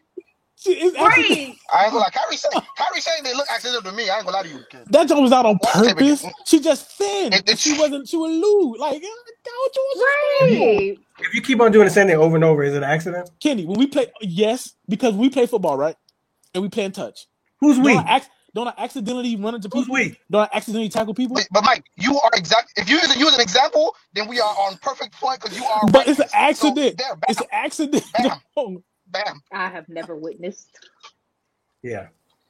This is terrible. Okay, so the vibe was killed. I thought Sasha coming to AEW would be a game changer, but clearly not. No. It'd be a game changer. I think in the ring she could go. I think she could go. In a ring, I mean, if Sasha signs with AEW, it'd be a game changer. But they have to make sure they use all the other women like accordingly. Like how WWE when they first started doing the Women's Revolution, if AEW can keep pushing that narrative, then they have women. Like if Sasha went to AEW, we would see how talentless she is. Let's keep it a stat. All right, you've been blasphemous. That is crazy. That's extreme. I said it. Let's see her go toe to toe with some of their women wrestlers and like really look at the technical aspect of the match. She couldn't even stand next to them on a mic. So I don't see it being I don't see her turning heads. I see it maybe because of the fact that she's a big name for WWE, sure. But when you really look at her matches, she's a big name in wrestling. Ejectocito, cuz you got to press the button, Chance. We can bring her back. I'm looking for it. Listen, that's crazy. I get not liking Sasha because I do think that she can be a little bit overrated. Because at one point, honestly, I thought Charlotte was overrated. Oh, there you go. Okay. No. That's what's making it so crazy for me. Because I definitely think Sasha's overrated, but I think this is also blasphemous. Exactly, that's what I'm saying. I was one of the people that thought Charlotte. I think Charlotte is overused, and I thought she was overrated at one point. No, I think she's overused. I thought she was. At one point, I thought she was, and then we don't speak of the White Queen, Sasha. I mean, Charlotte is amazing. No, she is. No, I said there was a point when I'm like, man, I don't know, dog. I'm like, okay, good. So it's a good segue. So since you killed my vibe with Sasha, me and Kenny were asking, since we do have Andrade and we do have Rick, what's the chances that Charlotte could go to AEW with all the history that her and her dad have at WWE? And Vince will sell Shane. Knowing that Vince is petty. Half the company to keep Charlotte. But we know Vince is petty, so he would probably erase their whole lineage. Okay, since nothing is 100%, like since nothing is, like, oh my God, never can happen. I'm gonna say 1%, and I'm gonna tell you why.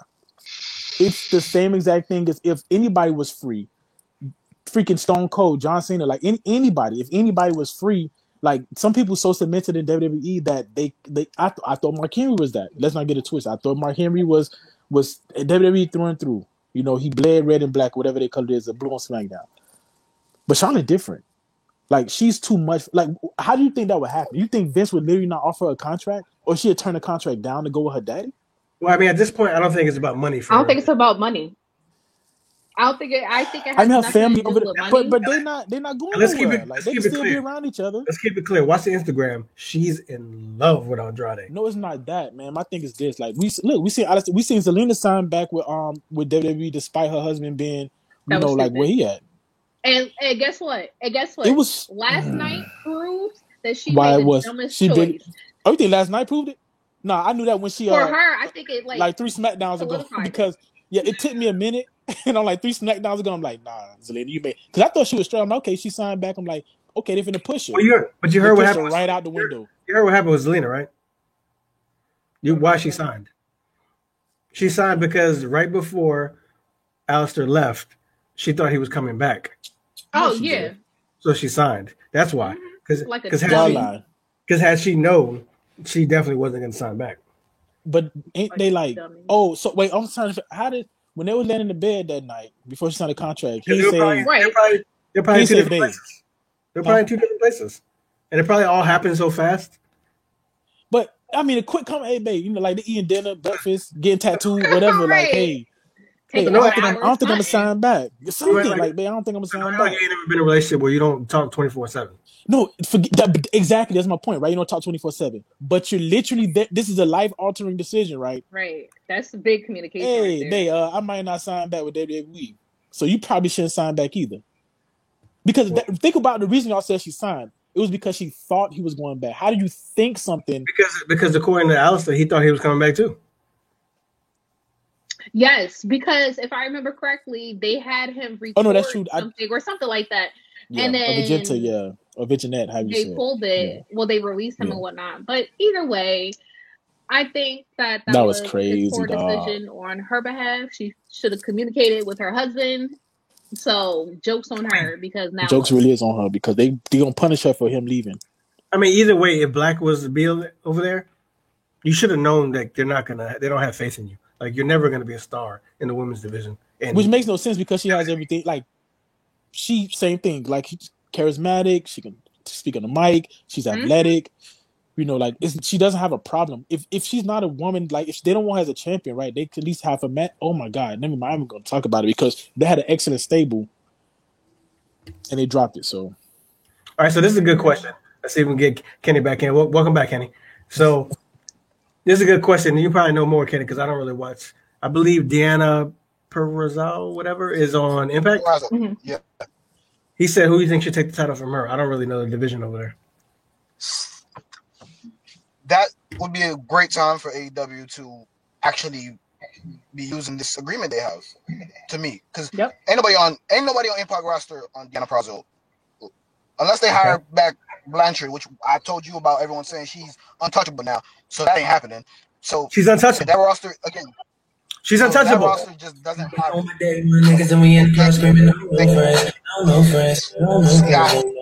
She's done, B. She's done.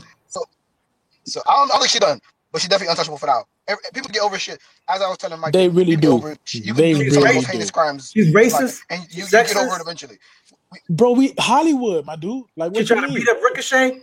First of all, they're not going to be off of her because they Vince and Triple H have the 2 highest position in WWE. Hulk Hogan. Think about it. This dude went from his extreme. We don't speak of his name. I told you that.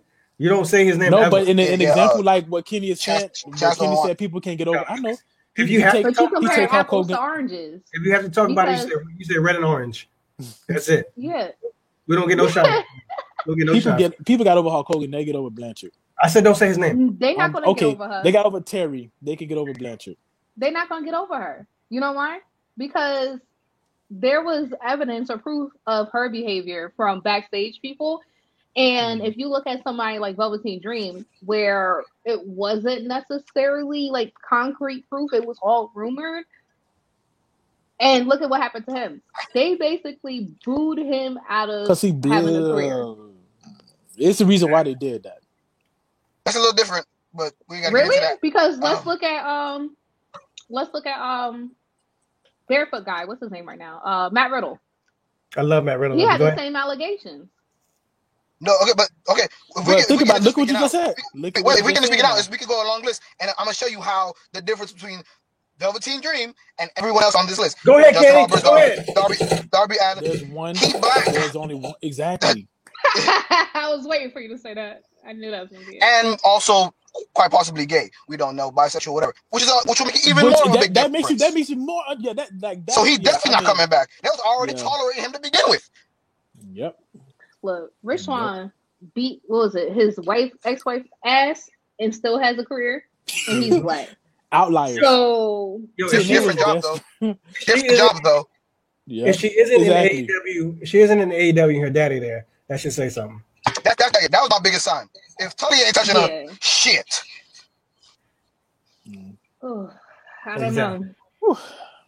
I don't know if Charlotte will ever cross over. She may be the Sting of the women's division for the WWE per se. If Charlotte goes to AEW, before you finish your point, that's like Nash Hall shit right there to me. Yeah. Go ahead. Yeah, I agree. I think it was completely.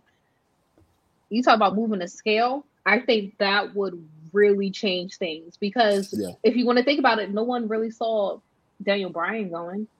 Nope. Everybody thought that he was loyal to WWE. I didn't think that. I thought Daniel would go because I didn't think he was going to go because we didn't think it.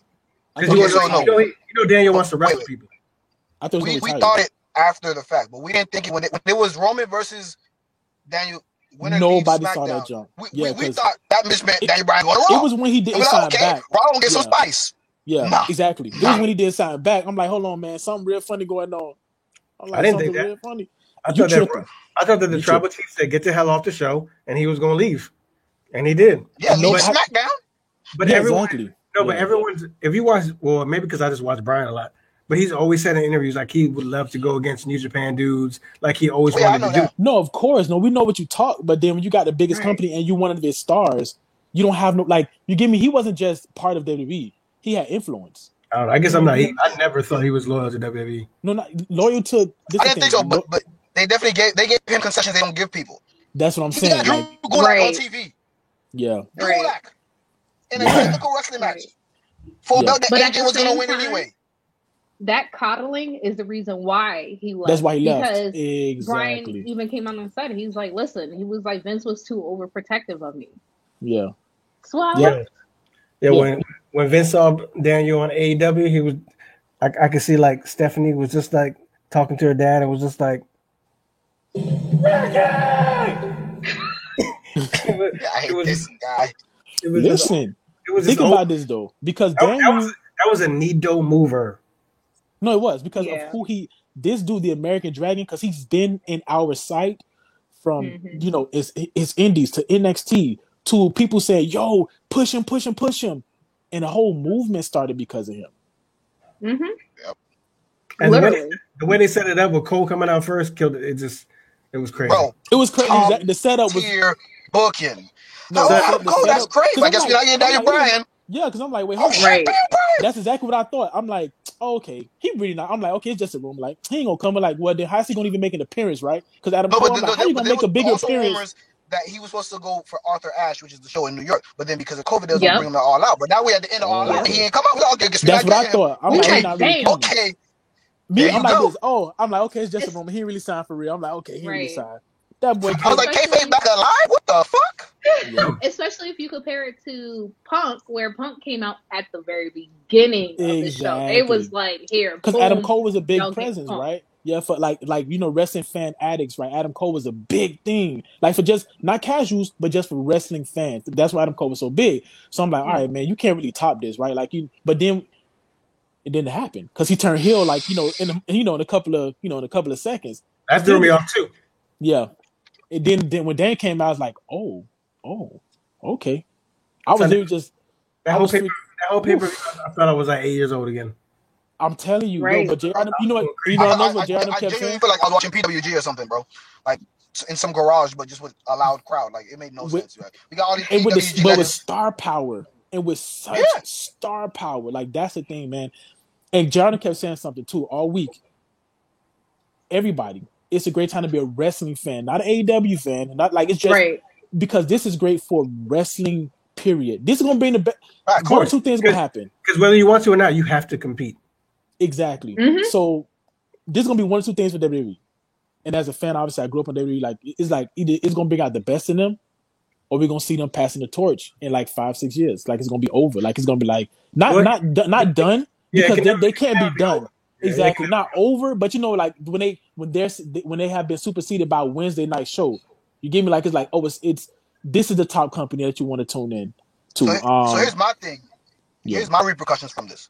You're gonna get a third indie boom, because for two reasons. AEW scouts on the indies, so if you doing your thing on the indies, you could get a call up to be on Dark or on Dynamite. You never know. They got open challenges all the time. It seems you never know. Number two, Nick Khan, not be confused with Tony Khan. Nick Khan, the president of WWE, said we're not scouting indies no more. But they don't need to steal from AEW. But the reason why they were doing it in 2019, 2020 was they didn't want people getting on AEW. They admitted it. They not doing. They admitted it, but they admitted it. They're not doing it no more. Don't get these big guys who never wrestled, who either didn't make it in football or whatever Olympic sport they're doing, they just huge, and then they're going to train them to do the WWE style. So what that means is you got people who going to stay on the indies longer and develop their style for them. You have Dragon, you got all the Dragon Gate, all this shit going on. And then when the country open, we're going to have packed shows. I've been invited to I don't know how many shows down here in Miami. And our wrestling, Florida wrestling is good, but it's not, Miami is not the hub of Florida wrestling. So it's like for me to get all these invites, it's like, damn, y'all, these people throwing shows. And if that's just Florida, imagine the Midwest. Imagine Atlanta. Imagine but Florida, the places where they actually wrestling. But Florida is one of those places, though. Like, it's one of the top places. But it's not Miami. That's the thing. Oh, no, it's not Miami. In Miami, I'm getting Port St. Lucie. Places nobody fucking live. Nobody live in Port St. Lucie. But they have 2-3 shows a week. That is crazy. Yo. Yeah. I can't help laughing. I just got to do it anyway because I can see Tony after the pay-per-view was done. And after he interviewed everybody like Punk and Cole and hugged them all, he just had to be in the locker room by himself. Just I'm that nigga. You know what I'm saying?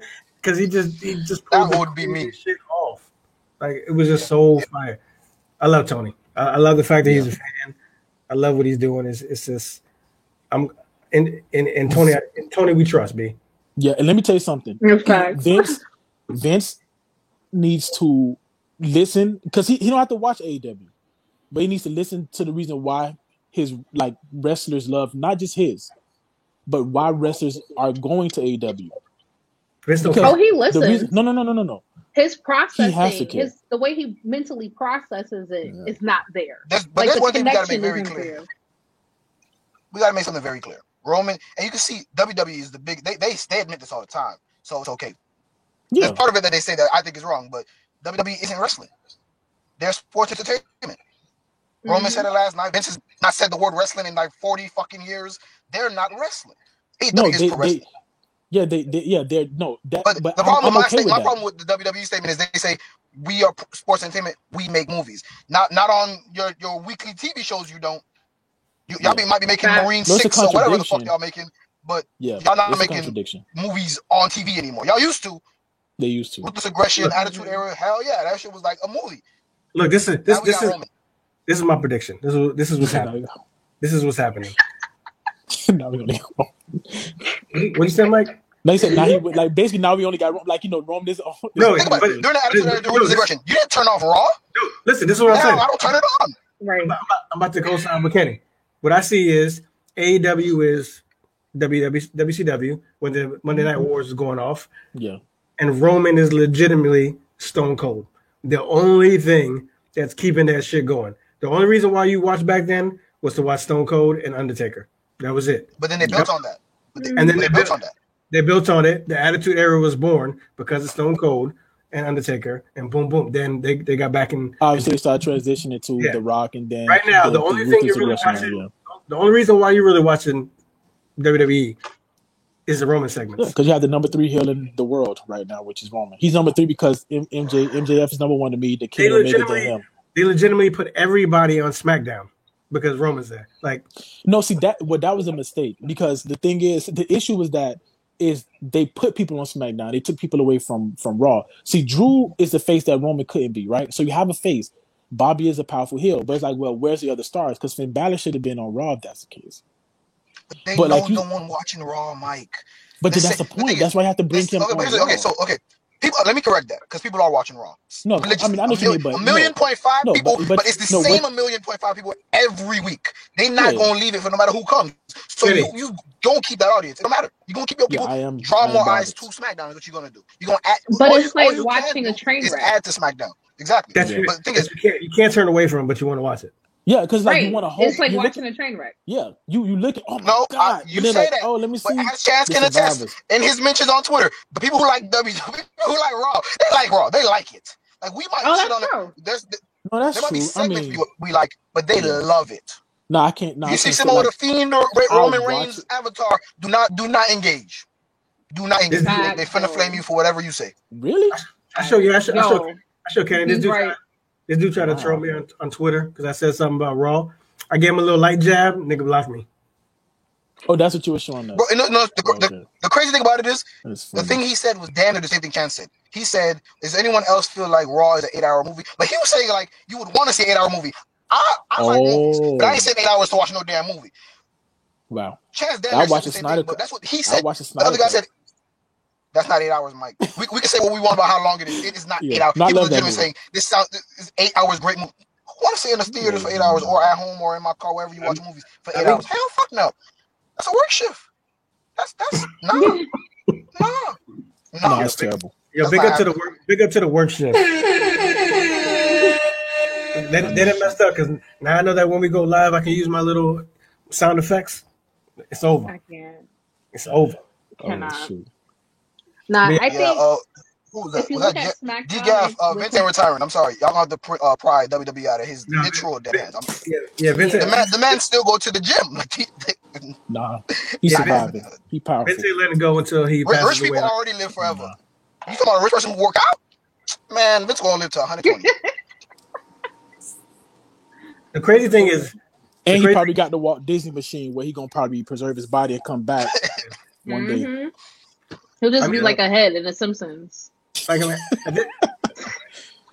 at this point, I think it's clear that Vince doesn't really care. But if he did, WWE would be so much better if he just stepped away. I mean, have you seen the NXT logo?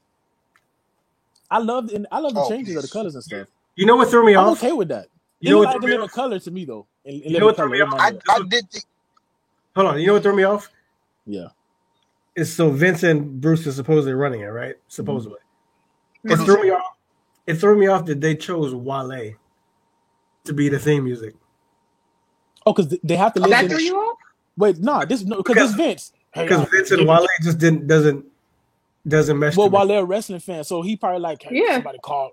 I mean, he did Big E's music. Why not? Yeah. When does Vince get shit right? True. But, no, don't do that. But you could argue. You can't say that. You cannot say that because even begrudgingly, right? He pushed Daniel Bryan to CM Punk and da-da-da. Like, so he does get stuff right. It just takes... It shouldn't take that long. A kicking ass. He doesn't get it right. He's just forced to do it, so he does it. Because he sees where he's going to get the money. You think he wanted to push the Fiend? No. He pushed the Fiend because he he could sell merch. He could sell the mask. He could sell the belt. I think he... Personally, I don't know. I don't know. I wouldn't call that a I don't even know why you brought that up. He presented the Fiend. Well, he presented. He was like, "Here it is." He presented him so he could get merch money. Why are we talking about the Fiend though? I don't understand. Like, what's the? We're talking about the Fiend because the Fiend. Well, Mike just left. I guess that's so much. He gets hurt by it. It was too much for him. It was too much for him. What was that? A $600-$800 belt? Yeah, it was expensive. I don't remember how much it was. It was crazy. As much as I love Bray, that's never happening. Nah. But I brought. I could have made that shit. I brought Bray. I bought a 3D printer for that money. What the hell? I brought Bray to make the last segment, whatever. Like, where do we think Bray's coming to AEW? I'm telling you, he coming from the Impact Zone. I'm telling you. I'm telling you. Yeah.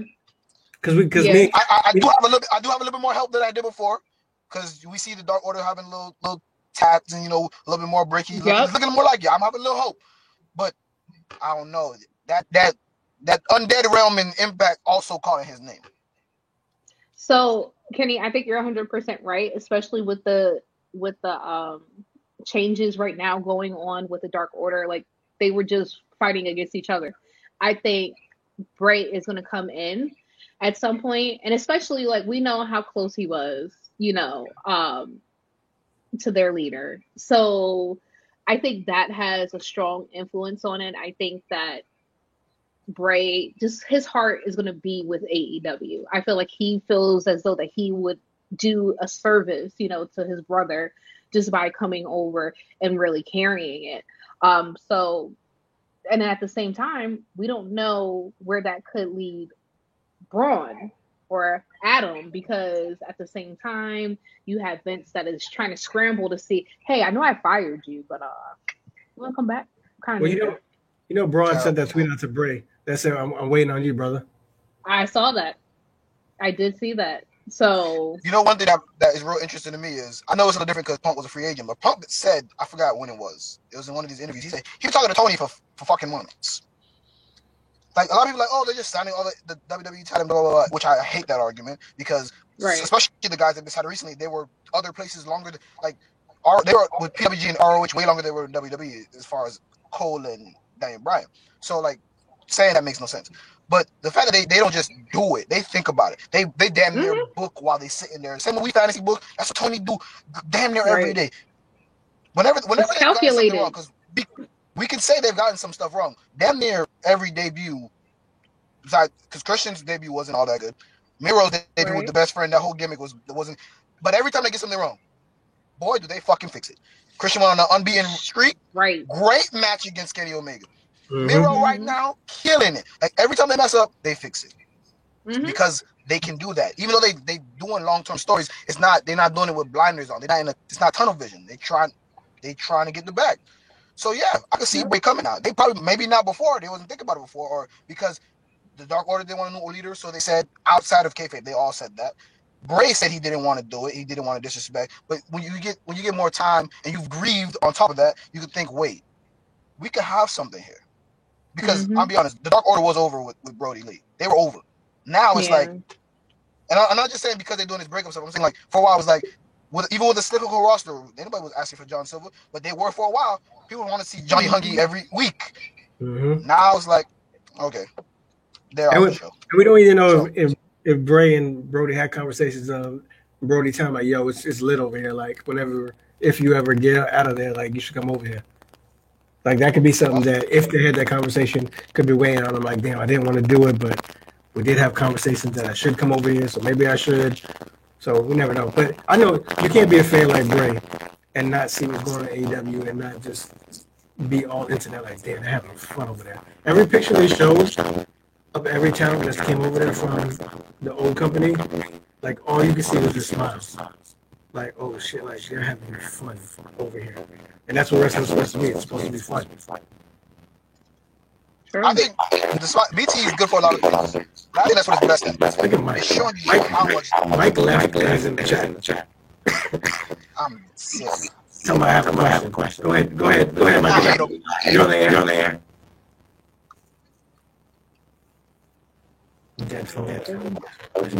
Crazy. Mike is funny. That's your Miami that you guys are just out there. Hey, don't be blaming Miami. We are a melting pot down here. There's a lot of different stuff down here. It's not all the same. He said, what's the one WWE superstar y'all want to see pushed? On WWE or somewhere else? Because if it's on WWE, I think we're going to the same answer, which is Big E. Well, at least I should Big E. Rumors WWE plans to have Adam Cole be a manager. Yeah, I covered that. That was crazy. One AEW star you want to see cross with. Oh, we talk about this chance? Oh, we didn't talk about this. So what they want to do.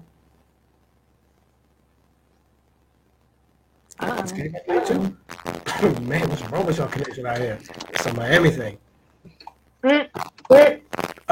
So go ahead. With Adam Cole, they want to call him up, and they want to Leo Rush him. They want to turn Keith Lee heel. Yeah. And Adam Cole's gonna be his mouthpiece. That was the idea of the call up. And they're gonna change his name. We didn't talk about the name change. We didn't talk about the other part. The name change is because they didn't want to confuse Adam Cole and Michael Cole. Foolishness. Which is why Michael's question confuse that. Well, no, I'm not gonna shade him. But I mean, Vince does have a weird thing about names, though. You see how many of the recent call-ups? He changed Matt Riddle to just Riddle. He changed Shotzi Blackheart to just Shotzi. Like, they're doing this. It's like we're too dumb to say 3-syllable names or some shit. I don't understand. Like, it's not hard. Which is why Michael's question doesn't make sense. Which I told you he trolls. So this is proof. He said, "What's one AEW star you want to see crossover to WWE?" What AEW star would actually think about going to WWE? Like Mick Foley said, I could name one that would be we named one today already. But it's not something I would want because I don't care. But it'd be Brian Cage. It would work. I could say I don't care. I don't want it. It wouldn't change AEW at all, and you cannot improve WWE anymore. You could, but it'd take a lot of work, and it wouldn't be just one person. It's not about people. They have a great roster. It's about booking. So I think at this point we need more wrestling people back in WWE. But at the same time, I don't want Vince Russo. I don't want Jim Cornette. So who else is not on WWE books? Oh, you know what? Can they get? Damn, I wish Mike was in here for this because me and Kenny, I had an idea. I told Kenny about it last live. I would love to hear what you think, CL. Obviously, Mike, but you're not in here because you got a dead phone, like you don't have a charger. But so I think it's a great idea. What I believe is, since there is a forbidden door, what if AEW's version of WrestleMania was actually a real WrestleMania where anybody could compete for a title? Like, let's say Kenny, and I'm just going to say I don't think he's a champion, but let's say Okada is a champion in New Japan. For that WrestleMania, Okada's like, yo, Kenny, you think you're the best? Like, let's see at AEW's WrestleMania, whatever. Or someone from Ring of Honor is like, oh, you think you're the shit? So for the U.S. title, I challenge you. Would that be a real WrestleMania? So how do you guys feel? So I've actually talked about this with my best friend, where he has mentioned this for years. He's always felt as though that even prior to AEW, that there should be like a one night only kind of thing, wrestling event where we take different champions, wrestlers, whatever, and basically do it like a dream booking kind of thing. And we put people against each other that we would never see except for this one particular night. So I think it could be good. I think it would be great to get all wrestling fans together. Realistically, would it happen? Not on Vince's watch. No, I'm just saying strictly AEW. I don't even have AEW. Yeah, I don't even have. Tried this. Yeah, I don't even have WWE in the mix. Yeah. Okay. So yeah, AEW, sure, wholeheartedly. Dusty tried this. That's what Starrcade was supposed to be, and then we got WrestleMania after, like a year after. This is true. So I think it could happen again, especially tying NWA into the mix and having them a part of it. I could really see that being a thing. So I would totally watch it. Or even if AEW can do what WWE can't do with the drafts, change the drafts. If you're going to do the draft people from the indies. So or to add on that, what if you draft people from Impact 2 or Ring of Honor? Like, everyone gets in on it. All right, wait, hold on, my bad. So I'm back. Because it'd be a real draft. Or you just want to stick to indies, period, because they don't have a job per se. I would like to see, I guess maybe a mixture. Do it like how we see the NBA drafts, how we see the NFL drafts. Do it like that, where they're all sitting out there. Maybe we could see like different reels of them with their best matches and get little segments like that. Build up to it, make it exciting. Like, damn, we're about to get some new talent. Who's it gonna be? Kind of thing. That gave me an idea, actually. Do it like the MLB draft, where yes, you could get drafted to a major, but you go play for a minor. So you get drafted to an AEW Impact, something like that, but you still on your PWG, ROH, something like this. Ooh. So like, I think that would work. And then, how good you doing down there? You doing good? You had 3-4 match winning streak, or come on the AEW Dynamite or Dark or Elevation, something like that, or Rampage. Now that we got Rampage, like, or come on the Impact, but fight somebody from AEW or something like that. That would be awesome if you could do it where it's major and minor. Because again, screen time is limited. Wrestling is hard. A lot of these people who wrestle, like, they don't get shine until 5-6 years after they start training. Like, prodigies get on TV after 3 years. And that's I do like it. I do like it. So it's like, I do like it. And have a real draft, like a specific day every year with the video packages. Tony said with the records, it's like sports. So somebody hire us to start booking for y'all companies, man. Wait, can y'all hear me? No, we can't hear you. First of all, I was just asking because it doesn't sound the same on the phone. I'm gonna tell you why I think it probably should happen every year because I think you should give. It's not like sports where you don't just people get old and retire because wrestlers don't necessarily. Ric Flair's about to have another match. I love the format. Like I love the idea of having a draft, but I think it should happen like every so often. I love the idea of having like a true WrestleMania. I think you said Dusty Rose wanted Dusty wanted Starrcade. Like Starrcade was supposed to be that. I do think that's what Starrcade was. Yeah, for that year before WrestleMania came around. Yeah, I do think Ring of Honor, plays a bigger role. And if they keep Impact and AEW separate, you to where when they Impact, sir. If they keep it separate, I think it helps. People want to see those type of matches because we can see Christian Cage on AEW. Then I don't necessarily have to tune in. I'm saying I don't have to tune into Impact. If I can see Miro on AEW, I don't have to tune in to Impact. So I need to have a reason to just tune into a specific show. So I think keeping them separate. So here's one of my things about booking. Right. Look at Dana White. Look at UFC. Mm-hmm. The booking in UFC is great. We get great fights now. It seems like every week, and you can't control the endings to those. You got people talk shit, but those are not scripted. You control the ending and whole story in wrestling. It is scripted. Yes, you could say the wrestlers could do what they want most part in the ring, but for the most part, the finish. The outcome, That's all you need. The finish. Yeah. We should be able to book crazy storylines with this type of roster, with this, and then you put it on all these different shows. You're gonna give people a reason, hey, go check this out, because by the time because that's why when I watch boxing, I watch UFC, I don't wait to the main event. Because you want to see the up and comers because they are good. They're on the card for a reason. Mm-hmm. They might be the fact that they were on this card under a star. It means they thought you would probably be watching this to warm you up for the stars. Same thing could be done with wrestling, which is what they do. But AEW does the opposite. They have the first match banger.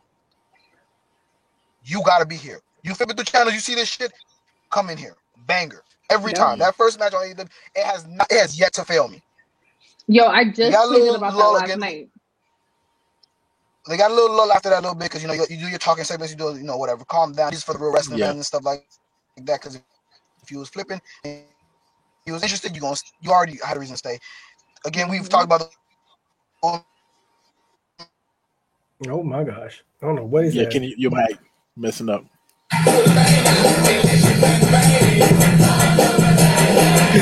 Hey, you two gonna be real mad at you. Oh, he's still going. Look, he dang. Kenny's super slow mo.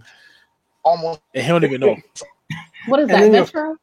And then your facial expression make it even better. Oh, it must be Cricket. It's sponsored by WWE. Oh, shoot. That is so disrespectful. Yo, he don't even know. Because he's still talking. Hear this in about 10 minutes. Only putting them. Yep. And he said, and I know he's making some good points because like right before he said, he probably doing fire shit right now. Yeah, for real. Because he started off like, I'm like, oh shoot. Dang. But the hand's still in the air. He's still going off. I think he. So look, to piggyback off of. There we go. To piggyback off what like Kenny was saying, I like his setup. Like he was saying, and I think you said you tweeted something about it, right? AEW. That's what I first noticed when I first started watching. I'm like, dang, their first match kind of got me like, with the bangers. How do they do that? And it's just because they understand. Like, no, I know that's the thing. They learn from Raw. Exactly. Don't like, hey, talk for 30 minutes. Exactly. That's what Raw does. SmackDown does the same thing. They come right out the gate. Somebody in the ring, somebody talking. That's their way of introducing the match. Like it's like a play. Here's the introduction, and then eventually you get a bathroom break match. That's their intermission. Like they're so just like by the book with it that AEW looked at it was like, we're not going to do that. And we're going to come off straight out the gate, bang, guns blazing, and then we'll talk a little bit, but we still won't fight. Yep.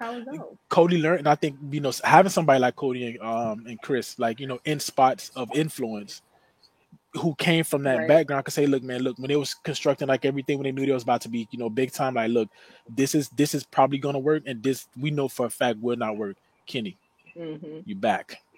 Welcome back, B. Oh man, this fucking It was a struggle. I work in a dead zone. It's not. I don't got bad. I have AT&T. It's not. I got PCS and anything like that. Nah. I just work in a dead zone. So you was making a hot ass point. For real, dog. Word, yo. We wanted to hear it because you was about to change the game. I thought I was. But yeah, again, they come out the gates with the heat. That's what they know to do. Y'all continue to. I see that. Then they have their talking segment. The problem they have a little bit was they always put the women's match right before the main event, which was everyone's pee break intermission, which was a problem because these women need a ring time, but you had to give them attention. So why are you putting them here every time? They've changed it because they learn from their mistakes. As I keep saying, that's one of the biggest things. They learn. WWE does not. They do not understand. We don't want to promo train every fucking Monday. Right. But we get it every Monday. Yep. But that's what we get. Again, another thing about it is, and it will never. They know we know. And replays. Scripted, oh my god, replays, freaking replays. So can I tell you that's my biggest pet peeve about pay-per-views is that 5-minute replays. thing. Even though they have a rematch. Yo, like, if I'm paying you to watch this, I know what the fuck happened. I've been watching. Like it's not like this is on TV where I could understand a replay, right? And even then, so that's why you have that's why you have those type of shows. I don't need a fucking replay. Yeah, they do that. They do a lot. They do that a lot. AEW gets it. Like I noticed that. Like I said, the only time in the Disney Plus, Hulu, and ESPN Plus. Disney Plus, the greatest story characters and. I'm trying to set up. Go ahead. Okay. So the one that's what I noticed about AEW is that they tell you like you get an idea, but they don't hammer it. Like, this is what you should this is what you should understand. I was able to fall right into the MJF and Chris Jericho storyline, like fall right into it. And I had just started watching. Right. Exactly. It's like, okay. MJF is a dickhead. Yep. Jericho's career's on the line. Cool. Yep. And I love AEW. Every time I watch, I'm like, yo, money. And I'm what people call a WWE guy. Like, I love them. It's just, Does anybody remember this? Absentee management are over. As of now, the four of us will be taking back Monday Night Raw. And don't do this. Don't do this. Hey, listen. They had us all, and it didn't change a damn. Oh, it did change 1 week. Oh yeah, it did change for a week, maybe two. That it changed. Yeah, exactly. It was like very, very short, and then all of a sudden, remember, no authority figures, right? And next thing you know, like we have authority-like figures even now. Right. Inconsistent storytelling, by the way. Oh my God. Raw Underground could have been great. Yeah, they had a Raw Underground championship. If it would have been just like it would have felt like a shoot, right? And people was getting like how they were doing it. 9 weeks. Yep. And then they had Shane 8 weeks running it. 8 weeks. They had Shane running it. It was beautiful. They had the perfect setup, but they fucked it up consistently. Fucked it up. Because Vince never believed in it. He's not a Shane guy. Like Vince likes Shane in the ring, not what probably happened? His ideas. He don't even acknowledge him as his son. No, you know what probably happened? This is probably happened. What always happens. Shane was probably like, Dad, let me just get the segment. And Vince was like, yeah, whatever. Go ahead. Then Shane did it, started running with it, started picking up steam, and then Vince was like, hey, wait, what you got to do? Let's do this instead. We're gonna do this. Matter of fact, get out of Shane. This is what we're gonna do. I'm running it. And then it went to shit. Yeah, that's what we because it had potential. It had potential, man, because it was a segment of Raw that it felt different. It wasn't like it was very short too, right? Like it's kind of like, all right, we're gonna just check this out. Like it was just so different. It didn't mess it up. And like it wasn't a commercial break. Yeah, like it wasn't a pee break, It wasn't a pee break because, like, imagine like you pissed off at somebody, you got the rules of a match. Like, nah, fam, we finna go fight down here. Bap, bap, bap, bap. Like, and you fight like when Dolph Ziggler was on there. You like, oh shoot, Dolph Ziggler, and he could wrestle. And they was hyping him up like, no, this dude is a wrestler. Like, you're seeing the real Dolph Ziggler right here. It was different. Yeah, it had potential. And where he been at?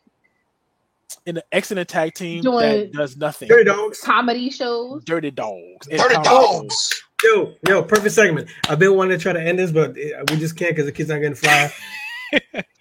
This is the disrespect, B. Toni Storm is fucking amazing. Oh my god! Yes, I love her. And how was she introduced? In a fucking love triangle. Yeah, Vince thinks that because she's blind. And Ziggler. Vince thinks because she's blind that's what she's supposed to be. The disrespect. An idiot. You have a brand new woman that could go. Yep. Can change the division. Can give you some new fresh shit. And I got to see her in a love triangle with two dudes. I'm done talking NXT call-ups because even NXT about to die, so I got nothing left. Y'all want to hear an idea that's never going to happen? An idea that's never going to happen. What, Cake versus Cake? Bailey versus Storm? No, but that's pretty good. That's funny. But remember I was telling you, Kenny, and then I get where you was coming from, like everything about, making shows feel different. But in WWE specifically, right? You have these two, massive rosters. You have Raw that's 3 hours. What if they just merged if they take women, hypothetically speaking, and put them on Raw, right? You take the tag team, put them on SmackDown. You have two different entities that you can tune in to watch, or vice versa, where you can kind of, if you want to see the women wrestle, man, you tune in to SmackDown. You want to see great tag teams, you tune in to Raw because you have the time limit to write storylines for the tag team. On SmackDown, you already have an excellent roster, and they just, throw the other 5 women there, put the tag team titles on SmackDown for the women, and you have, 20 women on the roster either compete for the championship or a tag team. So you make it feel different. So here's the problem with that. Not an all-woman show. I'm saying in addition to SmackDown being SmackDown, not an all-woman show. Oh, okay. All right. Yeah, no. Not all-woman show. SmackDown still has Roman Reigns and Finn Balor in them, but by the way, this is the only place you can see the women wrestle. On Raw, this is the only place you can see the tag teams wrestle because they're not using them as it is. And the tag team championships, where are they? The women's tag team championships. But the issue with that being it's supposed to travel is they would, as long as Charlotte, Becky, Bailey, and Sasha are around, those other women will not get their shine. Form a tag when team. Becky was out, when Charlotte was out, when Sasha was out, and Bailey was running, doing her thing. I did not like that. Bailey was running it. The laughing was bad, but everything was fine. So when Bailey was running it, we saw different women. We saw Mandy Rose come up. Now where's Mandy Rose? Why is she wearing that mask? Because Vince is running it now. Did she break her nose? It had to be though. Honestly, it had to be because Vince would not hide her face. There's no way Vince would deliberately hide her face. This is true. Because I saw that, I was like, why does she have a mask on? It had 100% has to be that because one of them, Mandy Rose is her best gimmick was when she was kind of with Otis because you kind of got to see her let her head down and she seems to improve, she was improving in the ring and stuff like that. Or he's trying to make her into Trish. Mm-hmm. Because look at her ring gear. Think about her ring gear. How that has changed. So he could be trying to, Vince, that's what he does. He's like, oh, let me go back in the vault. And he's like, this worked then. Let's retry it again. And that's what he did. He went and was like, know what? We need a female Trish Stratus. It's good shit. It's good shit. So that's what he did. He except for every blonde he has, he does them the same way, though. Again, Tony, we see what he's doing with Toni Storm. What's my girl name? Liv. Liv. Rhea Ripley's the only one that Chance tear. He just shed a tear just now. About what? What'd you say? Sorry. Rhea Ripley. She mentioned it. That's my boo thing. NXT call-ups don't work. She's so young. She was so fire in NXT when she went with her and Bianca won the belts. I was so excited. And then their booking happened and I was like, Rhea had to. Me and Chance legit had an argument because we were trying to figure out who was being booked worse. That's how Chance, think about what we was debating. Now you think about it, right? We was like, oh, who's being booked worse? And they both from being booked bad. They don't know what they want Rhea to be. And then her booking was just horrible. I like her. You want to hit something that you're going to hate? Go ahead. I don't mind her being in a tag team with Nikki. Oh, my God. I hate that gimmick. I'm dead serious. It reminds me of Kane and just make her a superhero. Why is she almost? Explain the almost. That's true. Why? Okay, fine. That's her idea. I'm just waiting for Hurricane Helps. This whole gimmick was all thing. I know. I'm just waiting for Hurricane Helps to tag with her. Yeah. That's what I was waiting for. Or Molly comes back on AEW twice. So or Molly Holly comes. Vince probably burned that. So Vince probably burned that bridge. Does Vince ever really burn bridges though? Because somehow, even when we think it's burned, he just builds new ones after he burned them. Yep. That's fair. He just throws money at him like he's a stripper, and they're like, "Wow." Well, that's true. Because it could change your life. That's and why. Then they decide to swim. Well, that's right because you could. I just read that Jonathan Coachman ain't never coming back. What bridge burned? Okay, then I guess. I mean, well, why would he though? Like he kind of with it's certain people, right? With Renee, you can kind of see, she definitely gonna end up being bigger. With Charlie, you was like, you could see she gonna end up being bigger than this. Even first of all the women they bring back to do anything, they know how to hire people. I give them that. Like, Mike, you messed me up. Oh, sorry. Go ahead. I'm over here replying to my man about Chelsea Green. I'll say I'm glad she left, aka released, and you had me type Rhea Ripley. See that man? You're probably like, what the fuck is he talking about? Like, oh shoot. Yeah, but they have excellent women. Like, remember there was a time in WWE. Remember that time when they was like pushing the women, and we got to see long matches and great stories. Y'all remember that? And the women's revolution, and then that lasted like 6 months. You know, Chris Jericho wanted to run the women's division. He wanted to write for them. Chris Jericho wanted to run the women's division, write for them and everything. In WWE? Yeah, I would have been gold. It would have been. My man got the list over. The list, right? Yo, one day we're gonna have this conversation of who we think the GOATs are. I mean, mine is Shawn Michaels, obviously, but I think I'm sorry. Oh, you mean mine is Shawn Michaels because Shawn Michaels does not belong? No. The fact that you think John Cena is over anyway, but I think Jericho is definitely a GOAT. No, he is. He's like mad. He's like mad underrated. He can get anything over, like drinking in, man. Like so I can remember all his little catchphrases. Like this dude got so many things over. I remember I was being mad when he beat the Rock and Stone Cold in one night. I'm like, I love this dude from WCW being the Rock and Stone Cold. And I was like, that grown ass man. When I was younger, I was wearing my hair like him. So if you can make me do that, you can do whatever. This dude used to come back and make me think it was an Undertaker, dog. Like I remember. Peep this out. Yeah. I think I legitimately am right. I could be wrong, but I think I am right that when Chris was first in AEW and his hair was, I think, semi-short, whatever. Yeah. I legit wrote under his Instagram. I said, "Look, we're getting kind of towards the end of your run." I was like, I think we should bring back the long hair, beard again, like you used to have. Don't tell me you think you influenced this man. You would. Then the long hair came. Of course, because it was you. Chance. He worse than Soulja Boy. Chance did it first. I did it first. He worse than Soulja Boy. I'm just saying. Well, if we're talking about influences, right? If we're talking about influences, and if that's the case, then Mickie James owes me a feature on the show, because I did tweet out to her about a year ago and asked her, right? Now, just bear with me for a second. If I did a show called Monday Night MILF about wrestling, right? That would be like the title podcast, or at least an episode. Yeah. Which should be on it. And she totally signed up for it. So, if that's the case, and we talk about influences, then let's go. Let's book it. Wow. Okay, then. That paycheck. Yep, I once tweeted something that got me attacked on Twitter. Yep, I don't know. I just feel like I need to add something. Listen, like. Oh Lord. No. It wasn't bad. It was. I tweeted I tweeted The Rock was black, and people just started coming down on me. Oh. Yeah. That's a sensitive subject for the black community. Yeah, I know. Like, they're like, no, he's Samoan. No, he's black. That is I'm like, yeah, my bad, dog. People got two parents, motherfuckers. I don't understand what's so confusing. I don't understand that either. We're gonna even talk about it because look, if we on that subject, I got blocked by Xavier Woods and have no idea what the fuck I got blocked for. Whoa, time out. I ain't never get blocked by no celebrities. Probably because you said the New Day sucks. Exactly. He probably knew it. Premonition. He knew it. That could have been it.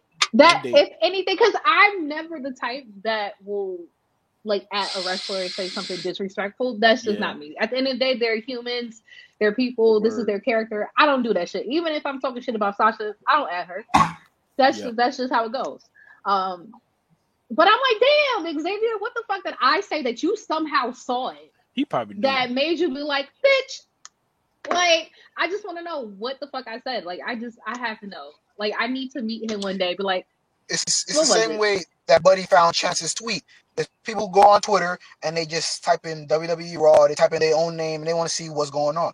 And sometimes they just be like, oh, I like this. I don't want to see this again. Yo, someone. It had to. I'm not saying that's what Xavier, but it happens. Yo, someone said in the comments when they did here too. They said, all you have to do was turn off Raw. I said, man, I had no idea. Like, thank you for that. I didn't know. I like when people say that because it's like this. We want to watch it because we love it, right? So the issue, we're only gonna complain about, like, bro, I'm not complaining about Ring of Honor, right? Because we don't really watch Ring of Honor like that. You give me so if they're doing something bad, we don't really care. We never talk about TNA because nobody really watch TNA. So we talk about something like you said, Chance, earlier, like because we love it. So it's like we want to see better. Like we know what this can be and will be. Of course we don't want to. Of course we could. Like of course we can turn it off. What's the fun in that? How are we gonna know something changed if we don't watch it? I just like when people comment me thinking like it actually affects me. No. First of all, if you comment, that's good though. Like I'm actually gonna get hurt. Like oh shit. Like I should stop. No, he should keep commenting because I think it's good though. Because I told Buddy, I said, one, this doesn't really affect me. I said, two, the more you comment and I comment back, you're just putting me in the algorithm. So don't tell him that because then he might not comment, man. That don't make sense. He stopped you know what confuses me about that? Reverse psychology, Chance. I watch wrestling and I don't watch Raw myself. Like I say, I watch recaps. But of everybody I see covering wrestling, I don't see anybody with a positive image of Raw. So why are you? What about you makes you think that your opinion is the only one that's valid and Raw is good? From what I see, the vast majority, we all agree, this shit needs some work. Like, why are you so offended about a show? Y'all gonna leave my dog alone? You watch it just like me. And I'm saying it's not good. My dog was just saying we need to just turn the TV off. That's all he was saying. You said don't hurt. He said don't hurt yourselves like that. He's just saying just turn the TV off. Man. Y'all get off the dog. I'm glad he told me because I had no idea that was an option. Obviously, Chance. So he just tried to help you out. Thank you, power button on the remote. Kind sir. Thank you, kind sir, for the advice. I could turn it off. I had no Thank idea. you, kind sir. All right, check it out because I know we're gonna keep going. I don't know what y'all gotta do with your life. Definitely. We could wrap it up like a BT commercial. I know I want to eat and get us some 2K. So everyone that joined, we definitely appreciate y'all. I mean, some of y'all probably gone now, but when you do the recast and you watch whatever, when you come back for the next time, everyone that showed up, asked questions, subscribed, did all that goodish, we definitely appreciate y'all. See, I don't know if you want to plug all the stuff that you do, so we'll do that when I'm done with my spiel. Everyone give they sign-offs, but everyone can say where y'all can follow everyone else. But we're definitely going to do this Saturdays or whatever days feel good. Me and Kenny will probably go live sometimes like we've been doing, or Mike or whatever when we're available. 2 months from now. But we definitely not. Maybe you. I know. I'm messing with you. Yeah. But yeah, you need to appreciate that mic's on because we can't ever get him chill with any podcast. But that's a lot. Definitely thank y'all for coming. Thank you for liking, subscribing, all the goodish. We got the Patreon gang in the description box. We got the Cash App. We got the merch gang, all that goodish. We'll be on. We got a Geeked Out podcast and Call of Duty clips, all that goodish. And like I said, I'm done with my spiel. I'll let CL say where you can find her, then Kenny. And you're never going to find Mike, but let's go. First of all, I am on Twitter, sir. Oh. Barely. NIG. So mine, you just got to look at my name right there. Bam. She's smart. That's where you can find me on Twitter. Does this. This is where you can find me. Twitter, Instagram, Twitch. I'm there. blackpeoplemeet.com, whatever. That's where you're going to find me. Oh, no, I'm joking. Okay. Let's go, Black Planet back. And that's where mi gente, all that. Come on now. That's where you can find me. Kenny. All right. Find me on Twitter at Kenzo the Great. Put the link, put it in the description. We're gonna do that. Also got Go for Two podcast. We talk sports on there, football, soccer, golf occasionally, all that. We got a lot more content coming soon. We've been actually recording, Mike. So we got that going on. Just I'm on Geeked Out every once in a while. Got Random Rants, I'm on there too. So hold on, tell me, man. You gotta look for it. All right. First, y'all keep bashing me all you want. Mike M Johnson 86 Twitter, and just type Michael M Johnson. My name is very unique, so it's easy to find me. AKA Mr. No Face, No Case. Whoa, I actually have a face. The people just see me. I'm on the computer, so I don't. He said he got a unique name. There's only one Mike Johnson in this. So yeah, just random rants I write for NFL Spin Zone, Bam Smack Pow, like all of that stuff. Book coming out eventually, last part, et cetera. But yeah, he's part of that. He's part of the original Geeked Out podcast. First of all, we haven't recorded because I'm part of Geeked Out. Of course, it's not my fault. I'm down. I watch stuff. I said, Mike, did you watch that? Oh no, I ain't watched that yet. Whoa! What about the stuff I asked you to watch though? I actually, hey, Chance, you see this 9 scene that's whack. Everything whack. Yes, exactly. But I don't come at you like that. I say, no, I haven't seen it yet. Fine, kind sir. And then you like, man, you suck. And I'm like, you like, so I'm like, hey. Mike, what's your other plugs, B? Or is that it? No, that's it. No, random rants, NFL Spins on Bam Smack Pow Twitter. Go ahead, deuces.